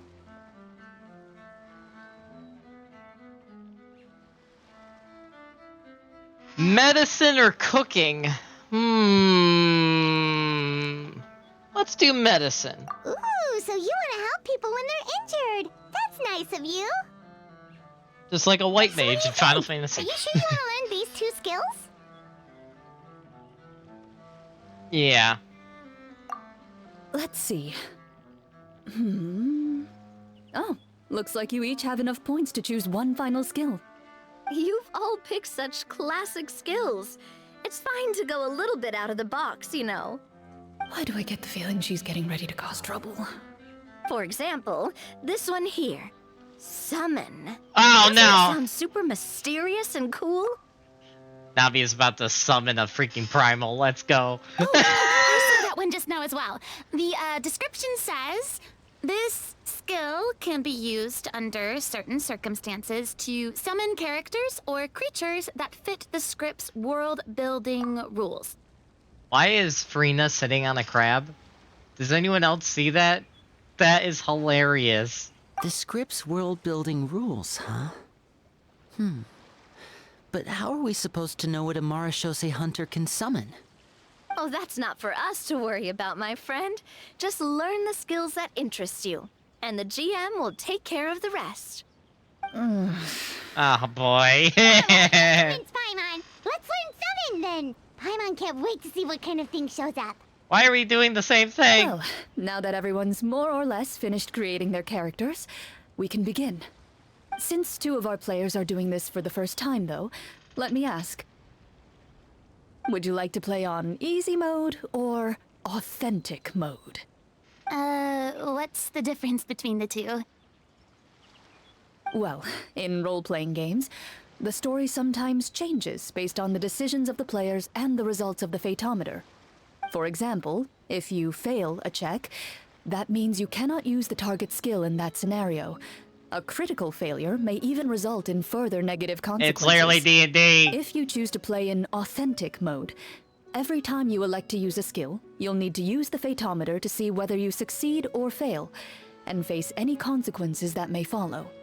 If you choose easy mode instead, every check will be successful by default, and you won't have to worry about luck playing a factor. The random checks triggered by the Fatometer often serve as indicators for Destiny's course to the success of a failure of an action. Oh yeah, it's literally just D&D dice rolls, but with cards. Serves indicator. Yep. Okay. Characters role-playing the scene of the story can sometimes affect your current check bonuses will be added to your randomly drawn. It's literally D&D. Given that I'd like to focus on the story, I suppose I should pick easy mode. I'd feel bad if I brought the team down by failing my checks. Huh? Oh, come on. Don't worry about that. RNG is the lifeblood of role-playing games. I'm going with authentic mode for sure. Never knowing what you might have to overcome. Ugh, doesn't that sound exciting? I'd rather be mentally prepared for what might happen. All right, then I'll mark down Farina for easy mode. All her checks will be successful by default. As usual, Navia and Linny will play on authentic mode. What about you, dear partner? How would you like to play? Oh, we're going authentic mode, man, all the way. Are you Hell sure? yeah. Yes, I'm sure. I've played D&D before. I know the rules. Trust me, you'll see the beauty of RNG. I already know it and I hate it. I don't think Clorand would make things too difficult for us, no matter what the Fatometer says. Isn't that right, Clorand? No promises. That wasn't super reassuring. Well, anyway, enough talk. Let's get started. I want to experience at least a good chunk of the story today. Speaking of the story, why is the beginning scene on a beach? Well, that's because... a long time ago, back when human civilization was still in its infancy, powerful demons and evil sorcerers ruled over the land. They created a host of monsters and sent them to slaughter all humans in existence. Okay, I'm already loving this. This is literally just D&D. This is great. Soon, a group of human rebels banded together. With their swords raised, they swore to brave the darkness, and in doing so, subdue each and every monster that sought their destruction. They became known as the Marachose Hunters.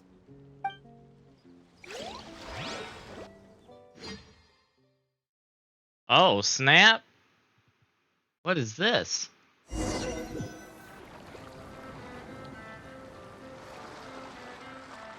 Sometime later, as a member of the Marachose Hunters, you receive a commission. Following the address provided on the message, you take a boat and arrive at this strange city. As you inhale, you can taste the slightly salty air of the docks as you begin to survey your surroundings. There aren't many people in the vicinity, but you do take note of a few others who, like you, seem to be sizing up this place.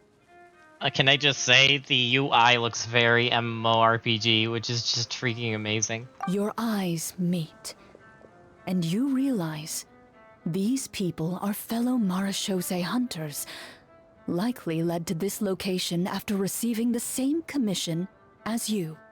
You're all Marachose hunters too, right? Allow me to introduce myself.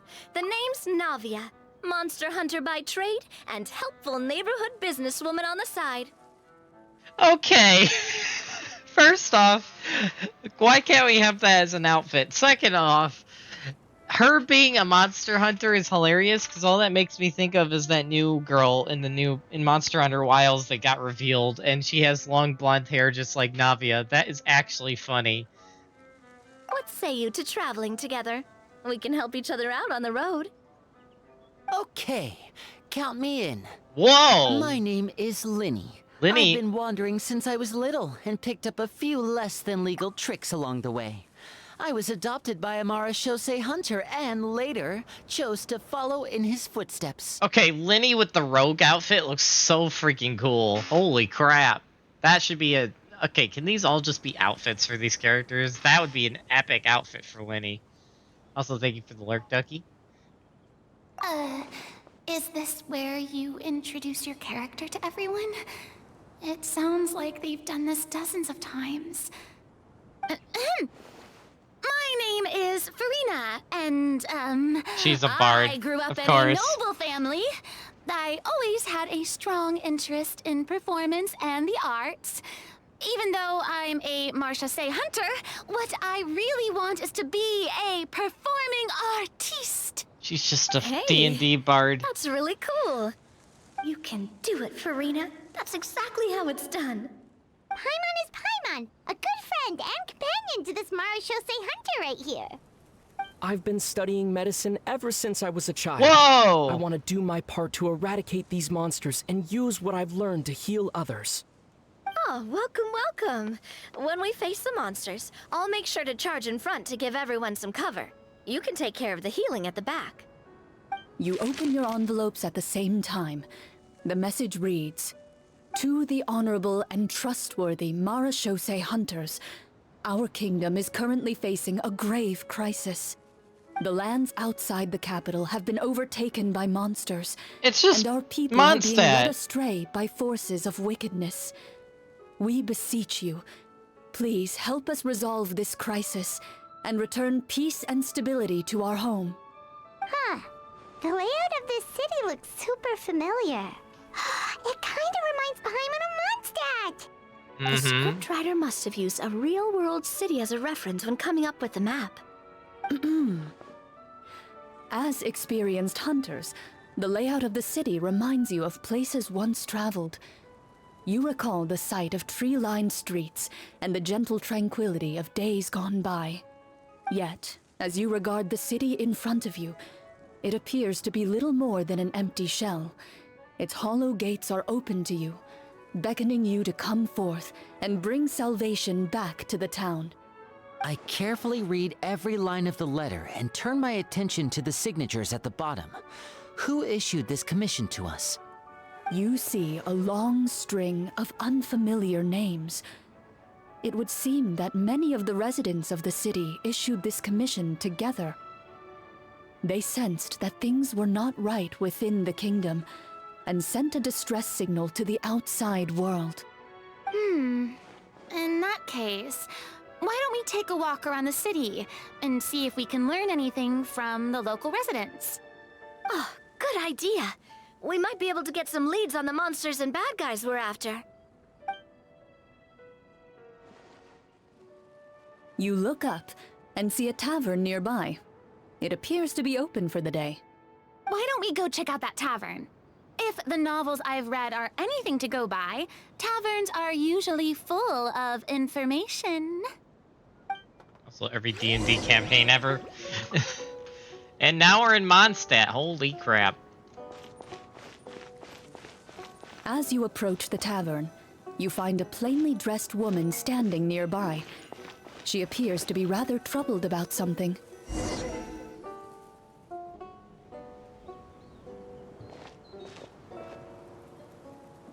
Greetings, friend. Lovely weather we're having today, don't you think? Oh, hello. I suppose you're right. The weather today is quite lovely. If only those monsters out there would stop causing trouble. It seems like every character included in the script has a certain amount of useful information to offer. If we keep asking questions, we might be able to get some good leads. Oh, come now, don't be sad. Life is all about optimism. Oh, that reminds me. What did you have for breakfast this morning? Huh? I don't think that's the kind of question we're supposed to ask. Nothing turns a frown upside down like good food. How about some macarons? I could make you some. You didn't even take cooking as one of your skill proficiencies. That's not necessary, miss. Excuse me for saying this, but you don't really look like a chef. Besides, I'm not really a fan Yep, of sweets. this is definitely D&D. So you're someone who barely smiles and doesn't like sweets. You're really starting to remind me of this one friend of mine. Oh, no. Hey, did she just... me? Avia. Glorian must have broke character for a second. Wow. This isn't getting us anywhere. Traveler, maybe you can think of something.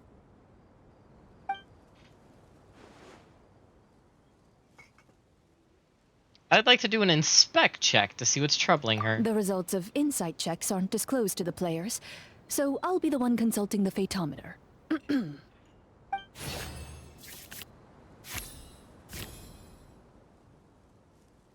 You recall all the lessons you've learned in your time and begin to carefully observe the woman's mannerisms. You notice that when she's quiet, she has an empty look in her eyes, as if her thoughts have drifted to a place far, far away. And when she speaks, she often subconsciously reaches out to touch the ring on her left hand. Something happened to your husband? So you noticed. That's a little embarrassing. A horde of monsters suddenly appeared near the capital recently, so all the guards were dispatched to fight them. Do you remember when those monsters appeared? I'm not completely sure. All I know is that my husband was dispatched to fight them 3 days ago. Do you know where he was sent? It all happened so fast. When we said our goodbyes, he couldn't even tell me where they were sending him. You have our thanks, friend. We'll find and defeat those monsters as soon as possible. We sincerely hope your husband will be able to return to your side soon. Oh, thank you. Don't worry. We'll find him. Just try to remain optimistic and wait for good news. We don't always get to choose what happens to us. But we do get to choose the little things, like what we eat and how we respond to the things life throws our way. I hope that one day, you too will recognize the power of something as small and inconsequential as a delicious dessert. Lol. I'll do my best. You bid farewell to the woman, and continue your journey further into the city.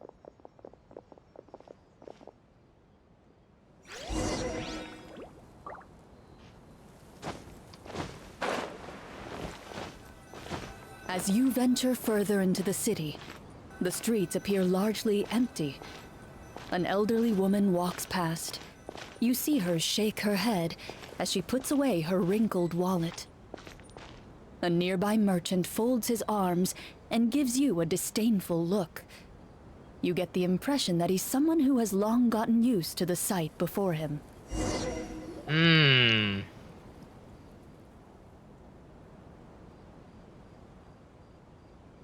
Although he doesn't seem very friendly, merchants are usually a good source of information, right? Pardon me, sir. I'd like to ask a question if I may. That depends. How much are you willing to pay? The different... How about Nice. this much? What do you take me for? Some lowly beggar? You can't even buy half an onion with that amount. Surely an onion can't be that expensive, right? What do you know? War's nearly upon us. Everything costs several times what it did before. If you're not gonna buy anything, then scram. Whoa, what a nasty guy. Maybe we shouldn't even bother talking to him. But he still might have information we need. Traveler, can you think of something?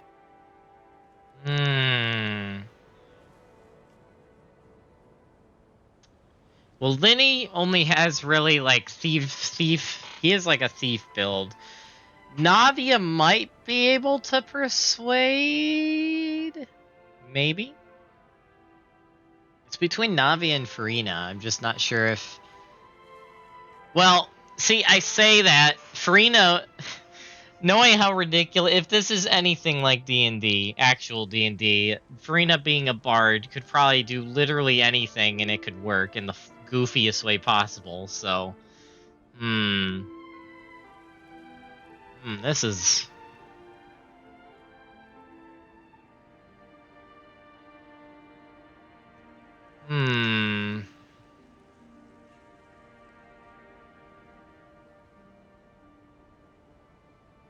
Let's do Farina. A performance?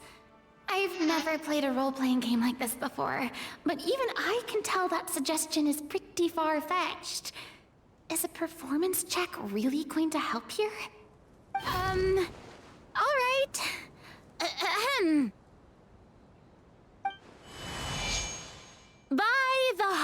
his grace. A lone boat lies in rest. Let the moon give chase, for here begins our quest. In the dark of shadow, our heroes seek to find where creatures born of evil weave their grand design. Blocked the road does stand, such is our hunter's plight. Yet with sword and courage in hand, they march forth to pierce the night.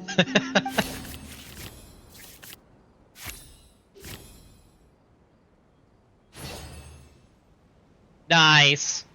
That was a good decision on my part. I don't recall asking for a bardic song. Don't expect me to give you any coin. But if you meant what you sang, and you are indeed some kind of hunter, then by all means, please, go out and kill those monsters for us.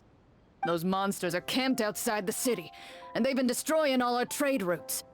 We have limited reserves within the city, so if this continues, we're all gonna be in big trouble.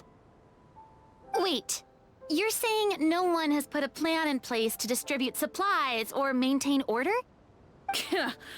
We could all starve and those nobles in the palace wouldn't even break a sweat. Who knows? Maybe they've been in cahoots with the monsters all along. Oh, snap. That is concerning. Yeah, all right, I think I've said more than enough. Be on your way now. Got it. Thank you, sir. Don't mind him, Farina. He just doesn't have enough taste to appreciate your art. No. I was just thinking about how those nobles must be so cold-hearted. It's like they don't care about their people at all. I knew Farina was the right choice there. Because if there's anything I've learned about D&D, always go with the bard. For more than one reason. Should we try to go somewhere with more people? Oh, how about the city square?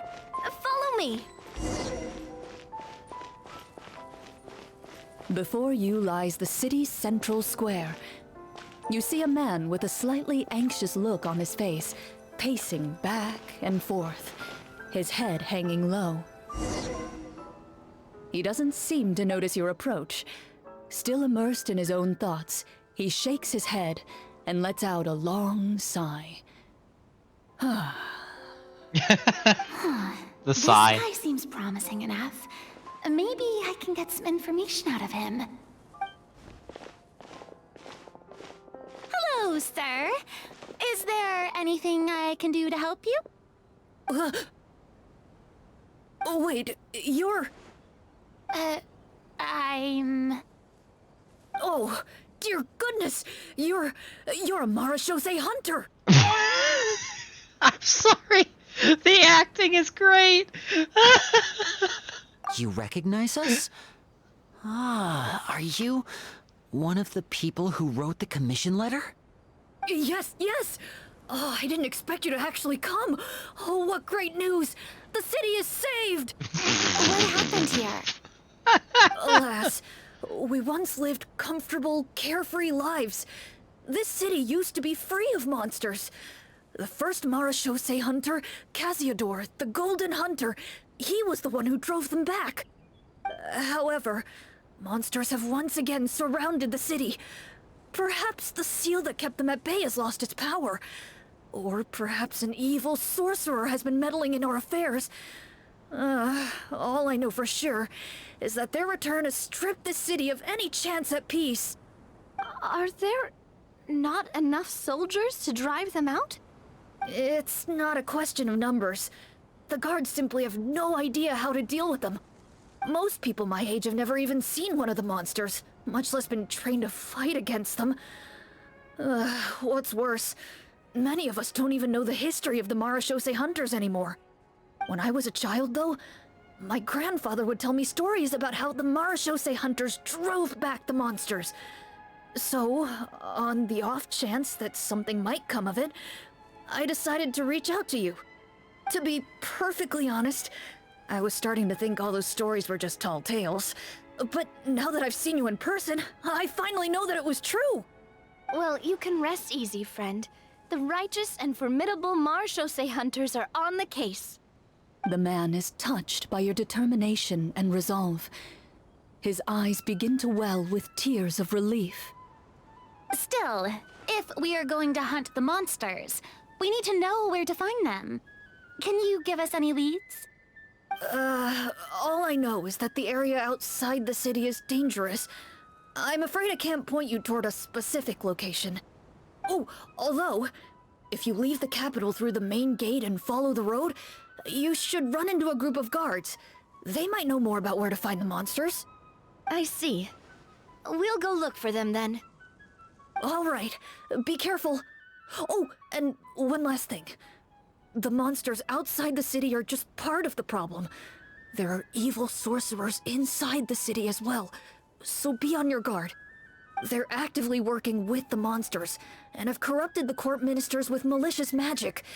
They're the reason why, even inside the city, everything has been a giant mess. Even one of our kindest ministers has turned into a boorish and unreasonable figure, interested in nothing but enacting laws that exploit the people. Who knows how much longer we'll be able to go on like this. Talk about being stuck between a rock and a hard place. I feel bad for him. Maybe we should try to cheer him up? I could cook something? Hey! Not everything can be solved with food. I appreciate your kindness, but for now, it's more important to focus on the crisis at hand. Brave hunters, I leave the future of this kingdom to you. Oh, snap.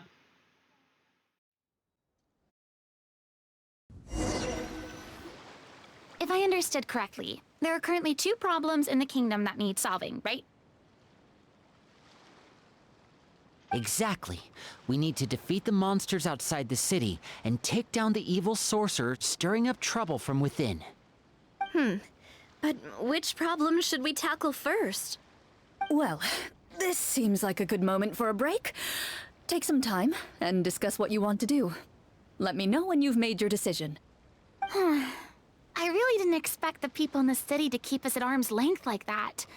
I totally thought the hunters would be treated like heroes. Well, Clarence said the script took cues from the real history of Fontaine, right? Maybe the real-life Moroshosei hunters were also treated like that. I wouldn't say it's a perfect representation of history, but there are definitely some similarities. Would you like to hear more about it? Sure. As long as it doesn't spoil anything in the script. You brought up bits and pieces of the hunters' history before, but it was all in passing. Paimon wants to know too! The hunters were super powerful, right? Were they all from a special line of supernatural beings or something? Kinda like the yokai in Inazuma? No. All Moroshosei hunters were ordinary mortal fighters. The only thing that set them apart were the special sword techniques passed down over the centuries. Huh? So you mean anyone could become a Moroshosei hunter? In theory, yes.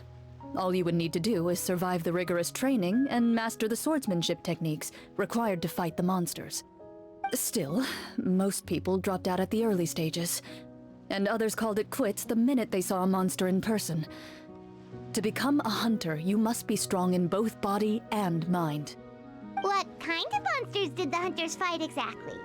Oh, and the evil sorcerer the script mentions. Did they exist in real life too? The land of Fontaine once played host to an ancient dynasty known as Remuria. After that dynasty fell, monsters began to appear, intent on obstructing humans from establishing a new social order. One of the ancient sorcerers of Remuria used his power to assemble a formidable army of golems. He sought to use that force to establish himself as king. Now wait a second. Don't tell me that guy was the inspiration for the evil sorcerer in the script. We still haven't found any in-game information on him yet. So, why don't you talk about someone else for now? Well, I wasn't planning on going into anything you might be able to find out in the game. But if you want me to talk about something else, then... how about Casiodor, the Golden Hunter? Or Egeria, the ex-Hydro Archon? Wait, but those people are all from a super long time ago. Where did you learn all this, Clarence? From my master. Huh.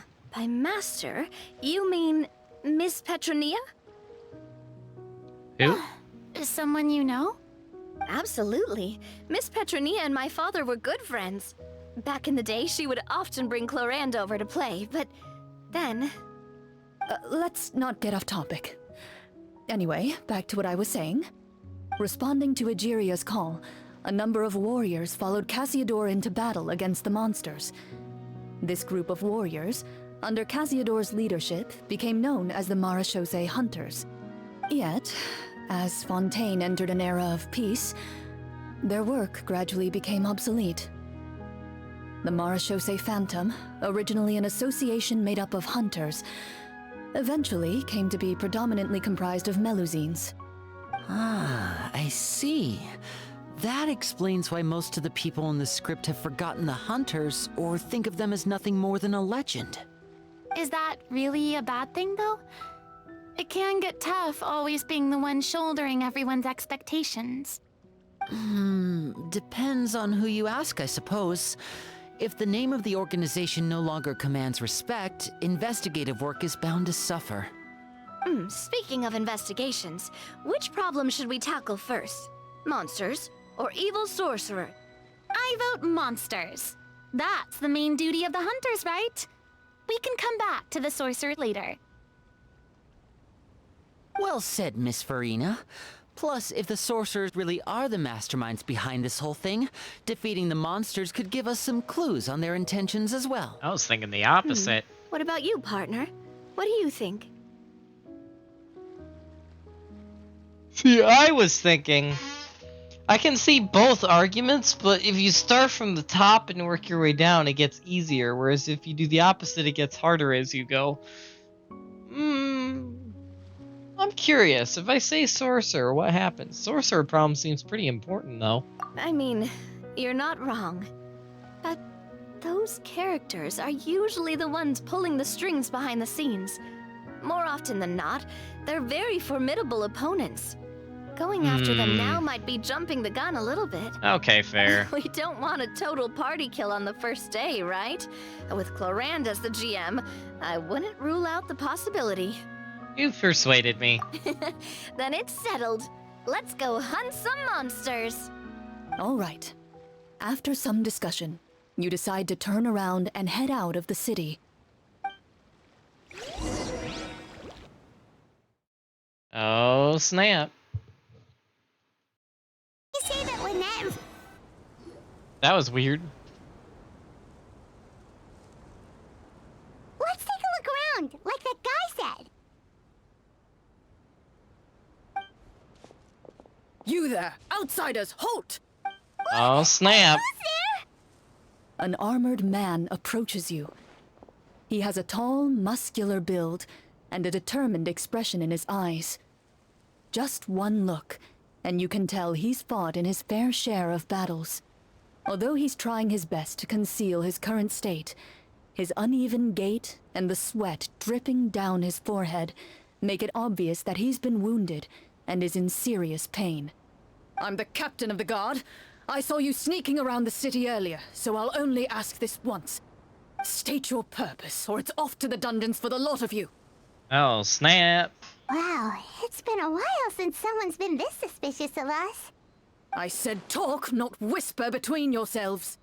Have you ever heard of the Marechaussee Hunters? Marechaussee Hunters? Ha! That fairy tale, you mean? What, you expect me to believe you're one of them?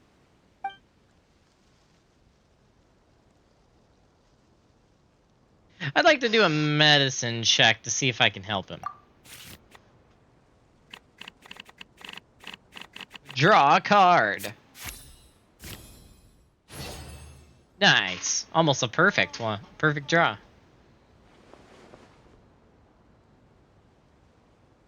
Using your knowledge of medicine, you're able to deduce that the injury on his calf was a monster's doing, and the wound has already begun to fester. As you check him over, he looks at you with suspicion and retracts his injured leg further back. I'm a doctor by trade. Please, let me redress your wound. You don't have to suffer like this. The man appears somewhat disgruntled at having been exposed, but soon relents and raises his leg for you to take a better look. He allows you to apply a poultice of specialized medicine to the wound, and it appears to bring him much relief. The tension in his brow eases. Oh, right. Guess you lot might actually be real Marachose hunters after all. In any case, you've successfully treated my wound. So, what do you want to know? Do you know where we can find the monsters, or the other guards who are fighting them? He informs you of the various locations where monsters have appeared. He looks in that general direction with a pained gaze, as if a thin, invisible thread is pulling on his wound. Some of our new recruits have never even dealt with a petty thief, and now they're out there fighting monsters. If it weren't for this cursed leg. Oh, please, sir. Don't get too worked up. You need to focus on your recovery. Just leave the monsters to us. We're Marachose hunters, after all. Hearing you say that, a glimmer of hope flashes in his eyes. But it disappears almost as quickly as it came. Those monsters aren't easy to deal with. But if you insist on going, I won't stop you either. I just hope all the guards will be able to come back to their families alive. I wish you the best of luck. Why is Clarin the GM? Take a while to explain, but needless to say, we found ourselves in a D&D campaign. If you want to find out why, you can either rewind the stream or go play it yourself. Based on what the captain said, the It's a long monsters should story. be right up ahead. Let's go. Hopefully we're not too late. Let me through. As you approach the battlefield, you see numerous people lying by the side of the road. They appear to be dressed like guards. Their faces are filled with desperation and terror. Some are screaming and cursing in vain, as if still trying to banish the monstrosities they saw from their minds. A few of the wounded look up at you in shock and disbelief. Quick, leave this place. Turn around and don't look back, they yell. I'm sorry, folks, but it's my job to eliminate the enemy. And so I must go eliminate the enemy. I don't know why I'm talking like that.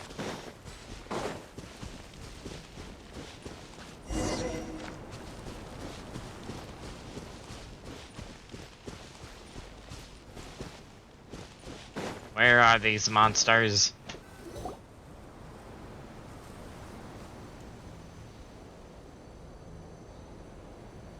This is the place he mentioned, right?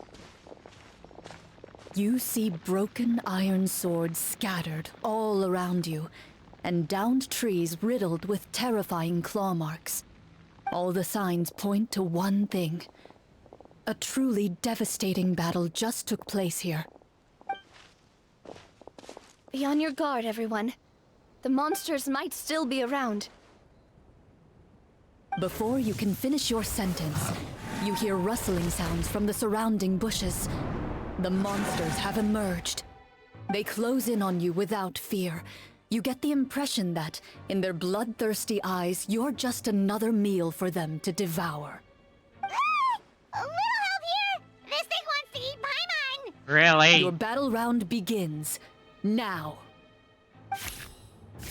A combat check? Oh gosh. Start or end? You know what? Ooh! Nice. I'm getting those good RNG rolls. So far. Alright, how do I want to do this? Let's start with this. With rocks. A round of applause. Time to shine! The next battle round begins now. What the hell is that?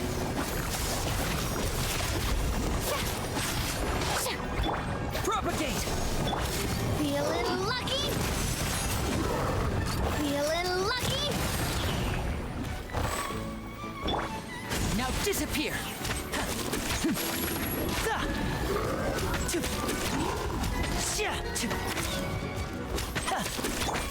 The show begins! The monsters let out a terrifying roar of anger and resentment before dissipating into thin air. Ugh, Thank goodness it's over. We're lucky the Marashose Hunter class came with all those preset skill points.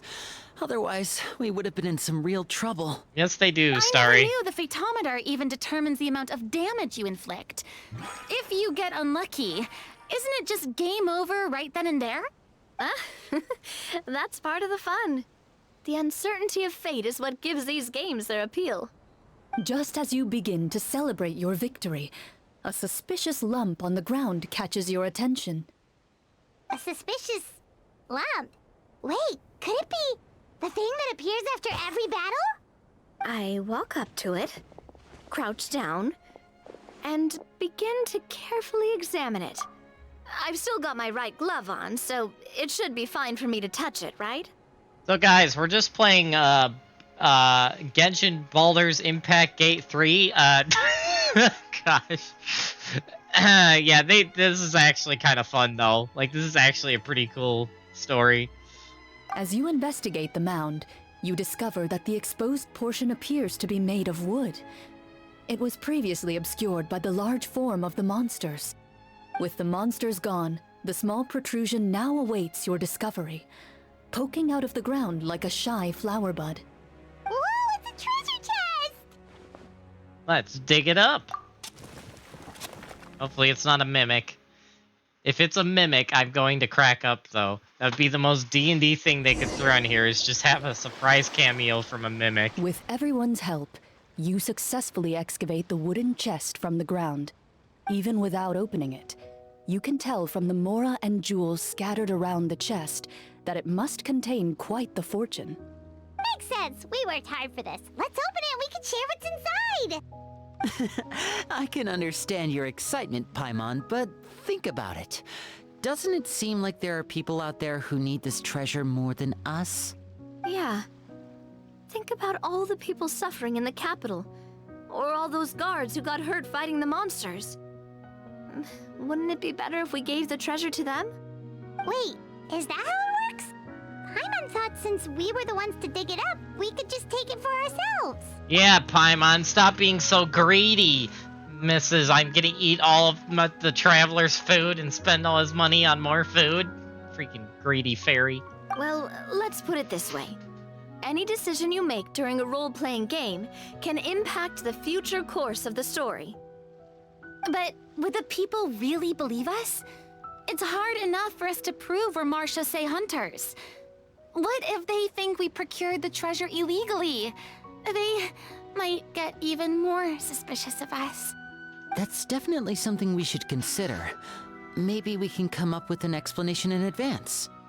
Well, if donating it could cause that much trouble, why don't we use it to buy some gear and fill up on good food? Then we'll be ready to fight even more bad guys. Looks like you're facing a difficult choice once again. Well, it's getting late. Why don't we call it a day for now? Wow! Where did the time go? I'm not sure if it's because I'm having so much fun with you all, or because the story is particularly enticing, but I feel like I could almost keep going. I know the feeling. Here, here. Ooh, how about we play through the night? I'm not sure I'll have enough energy for that. Literally gaming that with your won't work friends. for me either. Lynette will give me an earful if I get home too late. I understand how you feel, Navia, but we have to change venues for the next part of the story anyway. Huh? Another location? Mm-hmm. There's a special note for the GM at the end of this section that says to proceed to an indoor set for the next part of the script. Whoa! They really pulled out all the stops for this new script. Well, even if we end the game for the day, we can still stay a little longer and hear Cloran finish her story, right? Paimon wants to hear more about the history of the hunters. Something tells me you just want to finish the free desserts before we break for the day. That's just a coincidence, okay? Besides, to Paimon, not finishing free food feels even worse than having to buy her own. Wow. And anyway, Paimon really does want to hear more about Cloran's master. Well... It's okay not to finish it. It's nothing. I appreciate the concern, but it's all in the past. It won't do any harm to share these things now.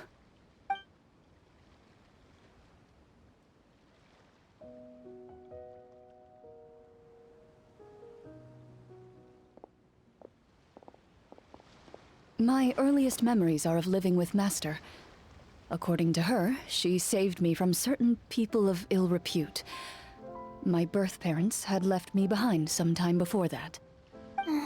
What a heavy beginning for a life story. Master was a fascinating individual, if inexperienced in the ways of raising children. My first ever toy was a short sword. Although I suppose it wasn't so much a toy as something Master removed from her waist and handed to a noisy child in need of distraction. Wait, so she handed an actual sword to a child? Isn't that dangerous? Did you hurt yourself? Of course I did. I cut my palm and bled quite a lot. But Master was not concerned. She just stood there and casually lectured me about it. See, that's what you get for not holding the sword properly, she told me. She then crouched down next to me and said, "Give me your hand.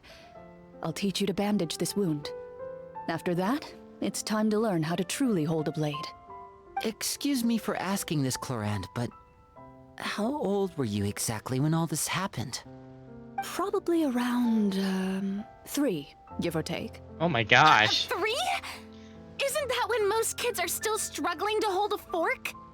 As I said, Master was rather inexperienced in the ways of raising children. She believed trial and error was the best way to teach a child what they're capable of. I'm not so sure this is a question of experience. I didn't see anything wrong with her ways at the time. And anyway, children don't get to choose how they're raised. Oh, she did bring me back a pet from Liyue once. It was a Geovishap hatchling. Why? Geovishap hatchling? For a pet? That seems even more dangerous. Oh, come on, it's just a Pokemon. What could go wrong? What she said was this: make sure to get along, you two. If you really can't agree on something, just settle it with a fight. Whoever loses is the real pet. Wow. And how old were you when this happened? 5. Did you win? No, I lost. Oh, jeez. So you're saying you actually became the Geovishap's pet? Whoa. Yes, but only for a week.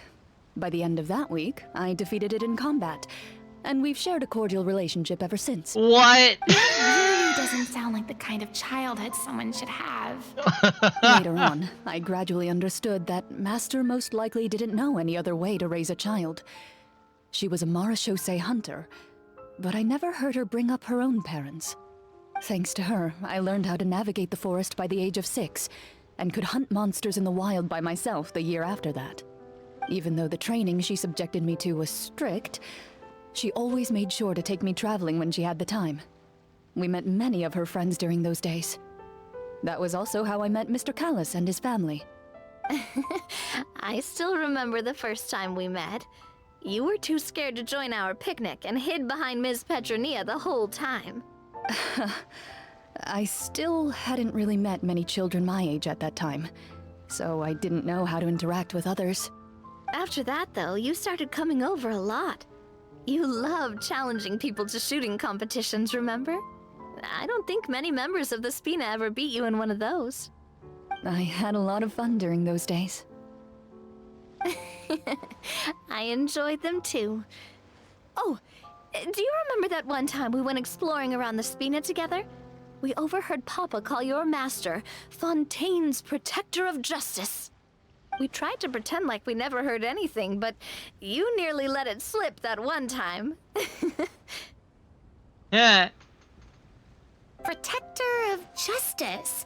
Oh, wait, you mean that vigilante hero from 20 years ago?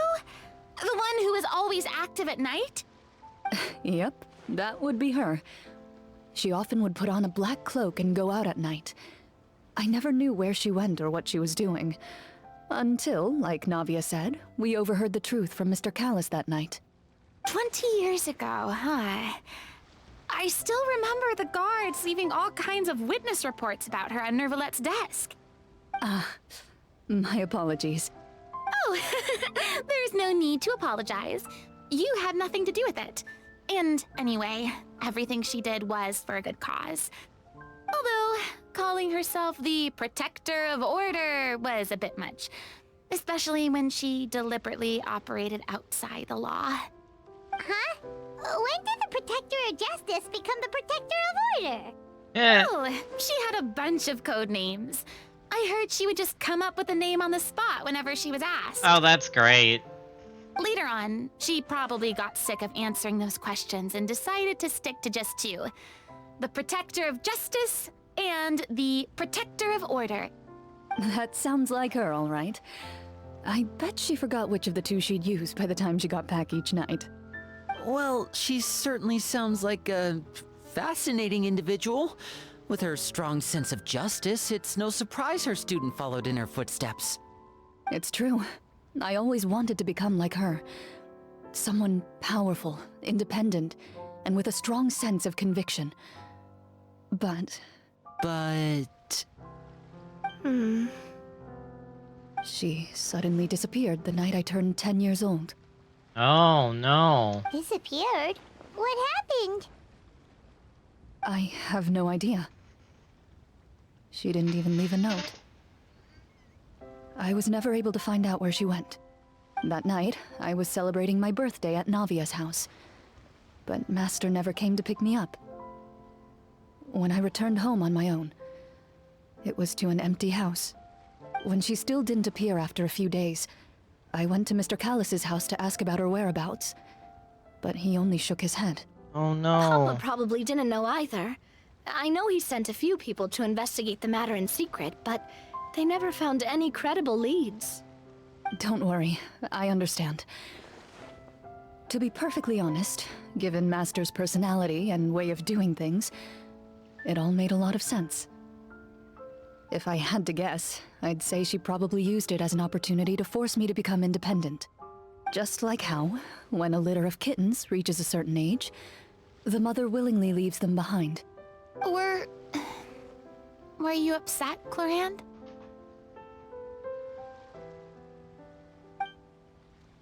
I was at first, but not anymore. I don't believe Master would suddenly disappear for no reason. There must have been something she just had to do. Well, despite everything, you still managed to follow in her footsteps and become the greatest champion duelist in all of Fontaine. You're practically a living symbol of law and justice. I suspect my position would be far too by the books for her. Master always did whatever she pleased. But you're right. I suppose I do take after her in some ways. Who knew Clorand had such an interesting past? I never had the chance to ask her about it before. And I wonder... if Clorand's master were the champion duelist back then, would that duel against Mr. Callus have gone differently? Oh no. Judging by the atmosphere, Clorand and Navia are probably thinking something similar. The mood just got super awkward all of a sudden. Oh boy. Well, anyway. Would you look at the time? It's getting dark, so we should probably call it a day for real this time. If we keep talking like this, we really will be here all night. I had a great time today, Miss Clorand. Thank you for being our GM. Anytime. The script was good, but I've got to say, your childhood stories were even better. Hey, you should tell us more about that fight against the Geo-Bishop sometime. Maybe your master was onto something. You could be right. What does she mean, onto something? I certainly don't know any 5-year-olds who want to fight a bishop in their spare time. Wow. Guess I'll head back as well. I need to save my energy if I want to continue enjoying the story tomorrow. You're that excited to hear about my fight with the bishop? I was talking about the script. Wow.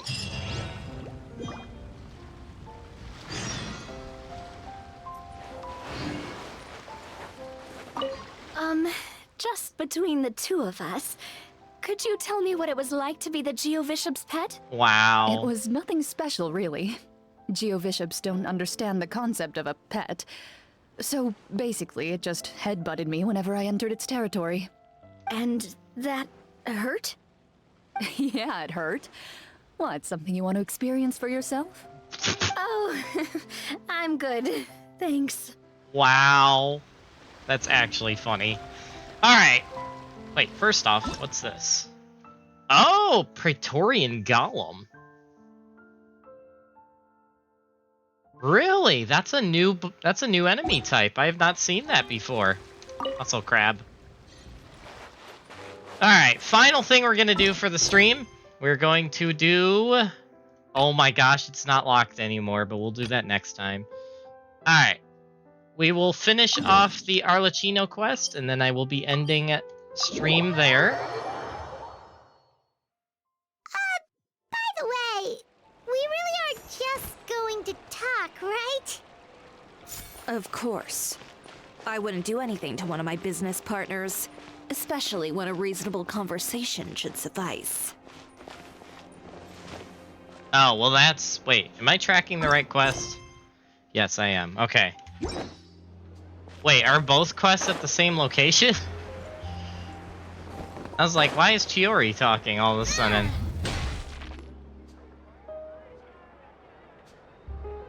Lynette? Fremine? How are you feeling? Much better. Whew, what a relief! What about you? Are you feeling all right? There's no need to worry, I'm right as rain. I knew you'd come out unscathed. Us, on the other hand, well, we've been bedridden for 2 days. I couldn't even turn over. Oh, and I wanted to ask, is Clairvy gone? Linny and the other members have left Poisson and returned to the House of the Hearth. According to him, there haven't been any more sightings of a spirit roaming the house. Yes, we bid her farewell under a blanket of sunlight. Her wish has been fulfilled. I see. I'm glad. Father came to check up on us 2 days ago and told us about what happened with Crusabina and Clairvy. Actually, I've met Crusabina before.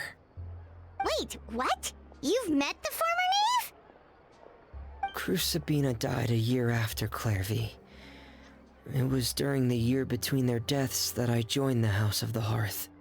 Really? Crusabina had an extremely cruel and radical way of doing things. While she was alive, the atmosphere in the house was suffocating. When I joined, though, the experiment she valued so much had already come to an end, and all the people involved, dead and injured alike, were gone. Crusabina never talked about the past with us newcomers. A couple of months after I joined, Father killed Crusabina and burned all her files. With that, the names of all the people subjected to her experiments, Clairvy included, were lost to the flames, along with the painful memories they represented. Father took in Lenny and me a couple months after that, but she never mentioned anything about Crusabina or Clairvy. It really seems like something she was planning to keep to herself. The last time you talked to her, did she mention why she kept it a secret for so long? She said she didn't want us to be affected by the darkness of the past. She was worried we'd develop a false sense of gratitude towards her if we knew about it. The foundation of a family should be free of any corrupting influence. Whatever happened in the past, it has nothing to do with who we are now. And that's what Father told us in the end. But I still thanked her for everything. It was only after hearing about what Crusabina did that I finally realized how insignificant our lives could have been.